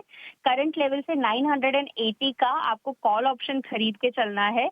हाल फिलहाल में इसका भाव जो है वो करीब 31 रुपीज के पास चल रहा है। 31 रुपीज के बीच में आप इसको बाय कर सकते हैं। इसका टारगेट जो है वो 48 का रहेगा और स्टॉप लॉस 26 का लगा के रखना है। अधिकतम मुनाफा 14,400 और नुकसान 5,400 तक का हो सकता है। ठीक है, तो ये ट्रेड आपके लिए हो गया और साथ ही साथ इसका डिस्क्लोजर भी चला दीजिएगा। 980 वाली कॉल है जाइडस लाइफ साइंसेज की। आपको ध्यान है ध्वनि पटेल ने आपको पहला ही ट्रेड लास्ट बार का जब हम अखाड़ा कर रहे थे उसमें जाइडस लाइफ साइंसेज था। ध्वनि वही था ना आपका जाइडस, तब आपने अखाड़े में भी दिया था ना? जी जी बिल्कुल डिम्पी जी, ये हमारा BTST ट्रेड था और आज के BTST ट्रेड था, सेशन में भी yes। गिरावट में ये स्ट्रेंथ दिखा रहा है। हाँ, ये देखिए यही होती है खूबसूरती इस ट्रेड की। आप आज देखो मार्केट कितना स्ट्रगल कर रहा है, बट जायडस लाइफ साइंसेज के अंदर कोई दिक्कत नहीं, सिर्फ 3 रुपए की मामूली सी गिरावट है। अब आपको एक ऑप्शंस का ट्रेड भी मिल गया और क्लैरिफाई है ट्रेड है। सामने एक बार ग्राफिक्स फिर से दिखाओ, जायडस लाइफ साइंसेज का एक ऑप्शंस का ट्रेड आपकी स्क्रीन पर आ रहा है। बहुत शुक्रिया धोनी आपका आज कार्यक्रम में जुड़ने के लिए। रेशो 1:3 ऑलमोस्ट 3 की बन रही है जो आप अपनी स्क्रीन पर इस समय देख पा रहे हैं। खैर एनी हाउ, एक शेयर जो मेरे को काफ़ी अच्छा लगा, उसने अपने नेचर के अगेंस्ट तो नहीं मैं बोलूँगा, हाँ बल्कि नेचर के से जुड़कर ही अच्छा रिएक्शन दिखाया, डेट इज़ कॉल्ड इन्फोसिस। रुपए के वीक होने पर IT कंपनीज को टिपिकली बाउंस बैक करना चाहिए और इन्फोसिस ने काफ़ी अच्छा बाउंस बैक किया। एक और बड़ा शेयर आपको दिखाता हूँ जिसने बाउंस बैक किया, वो है विप्रो। ये 2 IT के ऐसे शेयर्स हैं जिन्होंने अपने नेचर के अगेंस्ट कि रुपया वीक होगा, डॉलर मजबूत होगा तो मैं ऊपर आऊँगा, तो इन दोनों की स्ट्रेंथ चेक करवाते हैं। प्रशांत जी आप ज़रा चेक करना, विप्रो और इन्फोसिस ताकतवर हैं, चलेंगे, राइड कर सकते हैं? जी रिमी जी बिल्कुल, पहले एक अपडेट देना चाहूंगा। जो सुबह मैंने शेयर रेकमेंड किया था हेवल्स, वो बिल्कुल रेंज में ओपन हुआ था और 1705 का हाई बना के आया, तो मुझे लग रहा है काफी अच्छी मूव वहां मिली थी। 1645 पे ओपन हुआ था और 1705 तक जाके आया, जहां हमारा स्टॉप लॉस 1620 था। तो करीबन 20-25 पॉइंट के रिस्क के सामने 60 पॉइंट का रिवॉर्ड हार्डली आधे घंटे में हो गया, तो रिस्क टू रिवॉर्ड के हिसाब से काफी अच्छी मूव आई है। जहां तक इन्फोसिस की बात है तो यहाँ पे एक गैप सपोर्ट है, जो सपोर्ट है करीबन 1830 1830। तो मुझे लग रहा है एक रिस्क यहाँ लिया जा सकता है। 1830 स्पॉट क्लोजिंग का स्टॉप लॉस लगा के लॉन्ग जाना चाहिए, बट ये प्योरली एक पुल बैक के हिसाब से प्लान करना चाहिए, जहां आपकी रिस्क करीबन ये 16 पॉइंट की है और रिवॉर्ड जो आपका होगा वो ऑलमोस्ट 1890-95 यानी 50 पॉइंट तक का रिवॉर्ड आपको मिल सकता है। इसके सामने मैं जब विप्रो को देखता हूं तो यहाँ प्रीवियस रेजिस्टेंस पे डिप आई है, यहाँ शायद स्ट्रेंथ ज्यादा आ सकती है। तो यहाँ पे स्टॉप लॉस में 300 के नीचे यानी आज के लो के नीचे रखने की सलाह होगी, 298 स्पॉट। यहाँ मुझे लग रहा है टारगेट यानी रेजिस्टेंस 320 पे डेफिनेटली 1:1, बट मुझे लग रहा है इस ओवरऑल स्ट्रक्चर में ये 330-35 का लेवल भी दिखा सकता है। ये 2 इंटरेस्टिंग शेयर्स हैं और दोनों पे सर ने आपको ट्रेड दिया। हेवल्स के लिए आपको बहुत बधाई सर। प्रशांत जी आपने अच्छा ट्रेड नोटिस करा। देखो यही होती है अच्छे मेहमान की पहचान, कि क्या होता है ना, मार्केट की यूफोरिया से हटकर वो अपने ही थीम पे चलता है, अपने डाटा को चेक करता है और अपने पे कॉन्फिडेंस रखता है, ट्रस्ट रखता है और आपके सामने शेयर रखता है। नहीं तो हेवल्स ना तो प्रशांत जी की कंपनी है ना ही हमारी कंपनी है, बट स्टडी होने पर शेयर पता लगा और पता लग के आपके सामने आ गया। ठीक है, तो हेवल्स के लिए आपको बहुत बहुत बधाई। और इसी तरह से कुणाल परार ने भी आपको बैक टू बैक अखाड़े में शेयर्स दिए थे, सुपर हिट रहा उनका और उन्होंने भी कई सारे टारगेट हिट करवाए और आज भी आपको गाइडेंस दे रहे हैं। खैर अभी भी 250-500 पॉइंट की गिरावट बैंक निफ्टी पे है और करीब 250 पॉइंट है। थोड़ा विक्स वापस बढ़ गया, इसलिए भी थोड़ा सा ऐसा हो रहा है। रुपये मेरे को लग रहा है कि अभी भी कंसर्न है, रुपये पे ज़रूर ध्यान देना चाहिए। रुपये में रिकवरी बहुत फास्ट चाहिए और बहुत अच्छी चाहिए। एक बार ज़रा दिखाना रुपया अभी कितना चल रहा है। यस 57 पैसा चल रहा है, तो ऑलमोस्ट आज रिकॉर्ड स्तरों पे और एक गिरावट भी रिकॉर्ड जैसी ही दिख रही है। ठीक है आगे बढ़ते हैं, एक काम करते हैं। बजट के बाद हमने रामदेव अग्रवाल से और आशीष सोमैया से, दोनों से बातचीत की थी। उन दोनों का व्यू पॉइंट क्या है पोस्ट बजट, वो कैसे मार्केट्स को देखते हैं, एक बार जरा आप वापस से सुन लीजिए please. In this budget Ramdev ji there is one pivot, एक पिवट हुआ है। हाँ. 2021 के बाद when the budget came out the focus was expenditure. Yes, and PSU stocks, defence stocks, railway stocks सब ऊपर जाने लगा। Today capex is down and consumption is up. Is the market reaction justified? Market is always right. Okay, so what was happening was कि भाई आपका जो मतलब जहां पर कैपेक्स नहीं था वहां आपने कैपेक्स लाया, तो इंक्रीमेंटल एक्सपेंडिचर मतलब इंक्रीमेंटल जो एलोकेशन था वो कैपेक्स की तरफ हो गया all the way one way, मतलब 10-12 लाख करोड़, 3-4 लाख 5 लाख करोड़ से 11-12, तो इंक्रीमेंटल आपको सब जगह ऑर्डर बुक बना, पुश बना, तो उसका जो लो अर्निंग्स का लो पी था उसमें आपने किया हाई अर्निंग्स का हाई पी कर दिया, 50, 60, 70 का पी कर दिया। अब क्या है भाई, वहां पर फर्दर पुश नहीं है। साइमल्टेनियसली आपने क्या किया, आपने कंजम्पशन में अर्निंग्स ग्रोथ नहीं आया, तो उसका तो अर्निंग्स बढ़ा नहीं, आपका पी मल्टीपल हमेशा कंजम्पशन थोड़ा ऊंचा ही रहता है, तो पी रिमेन रिलेटिवली हाई से 40-50 का रहा, but there was no earnings performance, उसके कारण those stocks have not done well. Now suddenly मतलब ऐसा एक ह्यूज पुश, तो आप देख लीजिए automotive, whether it is FMC, whether it is Zomato, everything is like blasted. So clearly there is a rotation from a capex oriented allocation to consumption oriented allocation. ये जो shift है ये तो अभी 1 घंटा ही हुआ है. ये अभी आगे जैसे जैसे बिल्ड होगा, लोग फाइन प्रिंट पढ़ेंगे, फिर वो एक्चुअली बाजार में जाके देखेंगे भैया कि मारुति बिक रहा है कि महिंद्रा बिक रहा है कि is Zomato is getting more orders. वो समय से बताएंगे. बस शिफ्ट हो गया केपेक्स. आज का मार्केट इज वेरी क्लियर कि सिर्फ तीन या 4 इंडाइसेस ही ऊपर है, बाकी सब इंडाइसेस नीचे है. सो आपका ऑटो, एफएमसीजी और कंजम्पशन में 3 इंडाइसेस जो है ना, they are clearly 3 to 4% up, and बाकी सब 3 से 4% नीचे है. 5% ऊपर है. वही तो मैं क्या बोल रहा हूँ ना, this is a very stark kind of, मतलब this is a surprise element. Despite ये सब चीज बात हुई थी, लेकिन बाजार was not position for this. ऐसा मुझे लग रहा है. जो मतलब मेरे को अभी समझ में आ रहा है कि बाजार नीचे क्यों है. तो मतलब ये है कि भाई आप एक तरफ ऊपर जा रहे हो, दूसरी तरफ एक्चुअल में आप ये कर रहे हो. So clearly there is a shift. So आप एक तरफ तो अच्छा, दूसरा क्या है, फंड मैनेजर जो है ना आज के आज खरीद नहीं सकता, पहले उधर बेचना पड़ेगा. तो लोग अभी बेचने में लगे हैं. और सैटरडे भी आज सैटरडे भी है तो डेथ भी नहीं है बाजार में. तो आप पहले बेचोगे फिर खरीदोगे ना. अच्छा 2 दिन के बाद बाइंग आएगा, क्योंकि जो मैं आज बेचता हूँ उसके सामने मैं आज के आज नहीं खरीद सकता unless I have a cash balance. तो ये भी एक इशू है. तो मेरे ख्याल से बाजार. आशीष जी, एक बड़ा ही अहम प्रश्न है बाजार के सामने कि एफआईज अब क्या करेंगे. अच्छा 2-3 चीजें अगर हम पिछले हफ्ते 10 दिन की बात करें तो वहां पर ठीक होती हुई दिखी हैं. एक तो अर्निंग्स जो थोड़ी सुस्त शुरुआत हुई थी, पिकअप की है. रुपये की बात करें, डिप्रिशिएट हो रहा था, उसकी गिरावट पर ब्रेक लगते हुए दिखी है. कच्चा तेल सॉफ्ट हो गया है, $82 के भाव हम देख रहे थे, अब $76 के आसपास के भाव हो गए हैं. और बजट का बड़ा बेसब्री से इंतजार था कि बजट अगर अच्छा आ जाए तो थोड़ा सा मूड सुधरेगा. क्या इस बजट को देखकर आपका सेंस कहता है कि एफआईज भी अब वापस लौट आएंगे? एफआईआईज का अगर आप देखोगे ना तो 2-3 चीजें पॉजिटिव है. देखिए पहली बात तो रुपया हमारा 4-5% डेप्रिशिएट हो चुका है. दूसरी बात, ऊपर के लेवल से मार्केट भी 12-15% डाउन. और अगर आप स्टॉक्स की बात करें, स्मॉल कैप मिड कैप की बात करें, तब तो और भी ज्यादा गिरावट है.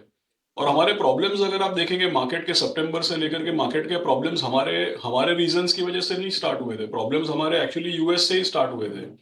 तो यूएस में ट्रम्प ट्रेड, डॉलर का अप्रिसिएशन, इमर्जिंग मार्केट करेंसीज में डेप्रिसिएशन, इमर्जिंग मार्केट से आउटफ्लो. तो इंडिया भी इमर्जिंग मार्केट का हिस्सा है और हम लोगों के प्रॉब्लम्स हैं वो यूएस डॉलर और इमर्जिंग मार्केट से जुड़े हुए हैं. तो मुझे ऐसा लग रहा है कि आने वाले महीने 2 महीने में यूएस मार्केट एक तरीके से अगर स्टेबल होता है, डॉलर अपनी थोड़ी स्ट्रेंथ गिव अप करता है, तो ऑटोमेटिकली हमारे वैल्यूएशंस और करेंसी लेवल तो अट्रैक्टिव हो रखे हैं. लेकिन अगर यूएस का ये जो अनप्रेसिडेंटेड मार्केट मूव है, कहीं न कहीं पे ये ठंडा पड़ेगा. ये जो एआई को लेकर के हाइप है, बड़े इन्वेस्टमेंट साइकिल की बात है, मुझे लग रहा है ये एक तरीके से हाइप ही है. ये कूल ऑफ होगा तो डॉलर भी कूल ऑफ होगा और ऑटोमेटिकली जैसे करेंसी स्टेबलाइज होती है, एफआईआईज की तरफ से भी हम लोगों को एक टर्न अराउंड देखने को मिलेगा. सो मुझे ऐसा लग रहा है वर्स्ट इज बिहाइंड अस. यहाँ से काफी चीजें इंप्रूव हो सकती हैं. आशीष जी, एक चीज बताइए, सब लोग कह रहे हैं कि इस बार का टैक्स जो कम किया है तो उससे लोगों के हाथ में पैसे आएंगे. ये पैसे बैंक में वापस जमा होने के लिए आएंगे, मार्केट में एसआईपी के लिए जाएंगे, या फिर ये पैसे खर्च करने के लिए मैं किसी दुकानदार के पास जाऊंगा, बोलूंगा भैया जूते दे दो, कपड़े दे दो, मेरे को रेलवे के टिकट दे दो, मेरे को घूमने जाना है किसी टूरिस्ट प्लेस पे दे दो. खर्च कहाँ पे हुआ? खर्च नहीं हुआ ना तो सारी करी कराई मेहनत पे पानी फिर जाएगा. फिर नहीं, देखिए डिम्पी जी, ओवरऑल अगर आप देखेंगे तो मुझे ऐसा लग रहा है कि हम इंडिविजुअल स्पेसिफिक चीज़ें हैं ये. कहीं न कहीं पे सेविंग भी बढ़ेगा, क्योंकि आप देखिए एसआईपी करना ये एक तरीके से पार फॉर कोर्स, एक तरीके से नॉर्मल सा चलन हो गया है. तो जिसका इतना पैसा बच रहा है वो एसआईपी भी बढ़ा सकता है. और साथ ही साथ ज़रूर मुझे लग रहा है टूरिज्म, क्योंकि आज का जो यंगर जनरेशन है ये fast fashion, quick commerce, fast food और इसी के साथ योलो, मतलब यू ओनली लिव वंस, तो उसमें टूरिज्म का भी रहता है. तो आई थिंक ये इंडिविजुअल स्पेसिफिक रहेगा, लेकिन कुल मिला के ये सारे सेगमेंट्स पे असर पड़ेगा. दूसरी चीज़ क्या है डिम्पी जी, सब कुछ बजट में नहीं, बजट के बाहर आप देखिए 8th पे कमीशन अनाउंस हुआ है और ये ऑब्वियसली इसको 1 साल लगेगा पूरा फॉर्मलाइज करने में, बट जो भी मुझे समझ में आता है एरियर्स के साथ आएगा. तो आई थिंक क्या है, आप 3 चीज़ों को देखिए. एक तो जितने स्टेट इलेक्शन हुए हैं उसमें weaker section of society, women, इनके हाथ में पैसा दिया जा रहा है. बजट में टैक्स कट्स के द्वारा 1 लाख करोड़ दिया जा रहा है. जो स्टेट इलेक्शंस में अनाउंसमेंट्स हुए वो मेरे ख्याल में 2 लाख करोड़ कुल मिला के, सालाना 2 लाख करोड़ के नीचे नहीं है, शायद ऊपर ही है। तो वो 2 लाख करोड़ है, ये 1 लाख करोड़ रुपया टैक्स की रियायत है। और जब 8th पे कमीशन आएगा तब तो पूरा का पूरा सेंट्रल गवर्नमेंट और पीएसयूज ये सब का स्केल ही चेंज हो जाएगा। और इसमें मैसिव जंप होता है क्योंकि 2016 के बाद से लेकर के सीधे अब हम ये 2025 मतलब 2026 में आएगा, बट एरियर्स के साथ आएगा जो मुझे समझ में आता है। तो इन सब चीजों से जितने भी सेगमेंट्स आपने बताए सब पे असर पड़ेगा आने वाले समय में। ठीक है, बहुत बहुत शुक्रिया आशीष भाई, आपका समय दिया आपने, इसके लिए भी बहुत बहुत शुक्रिया, थैंक यू वेरी मच। ये वो हिस्सा था हमको लगा जो आपके सामने वापस से इसलिए रखना चाहिए क्योंकि इसमें वो सारी बातें रखी गई हैं जो कि बहुत इंपॉर्टेंट है। 24 घंटे के अंदर कुछ नहीं बदला। शनिवार को हम इनसे बातचीत कर रहे थे, संडे को सारे बाजार बंद थे, आज मंडे को हम टैरिफ के साथ उतरे हुए हैं, बस और कोई बदलाव नहीं है।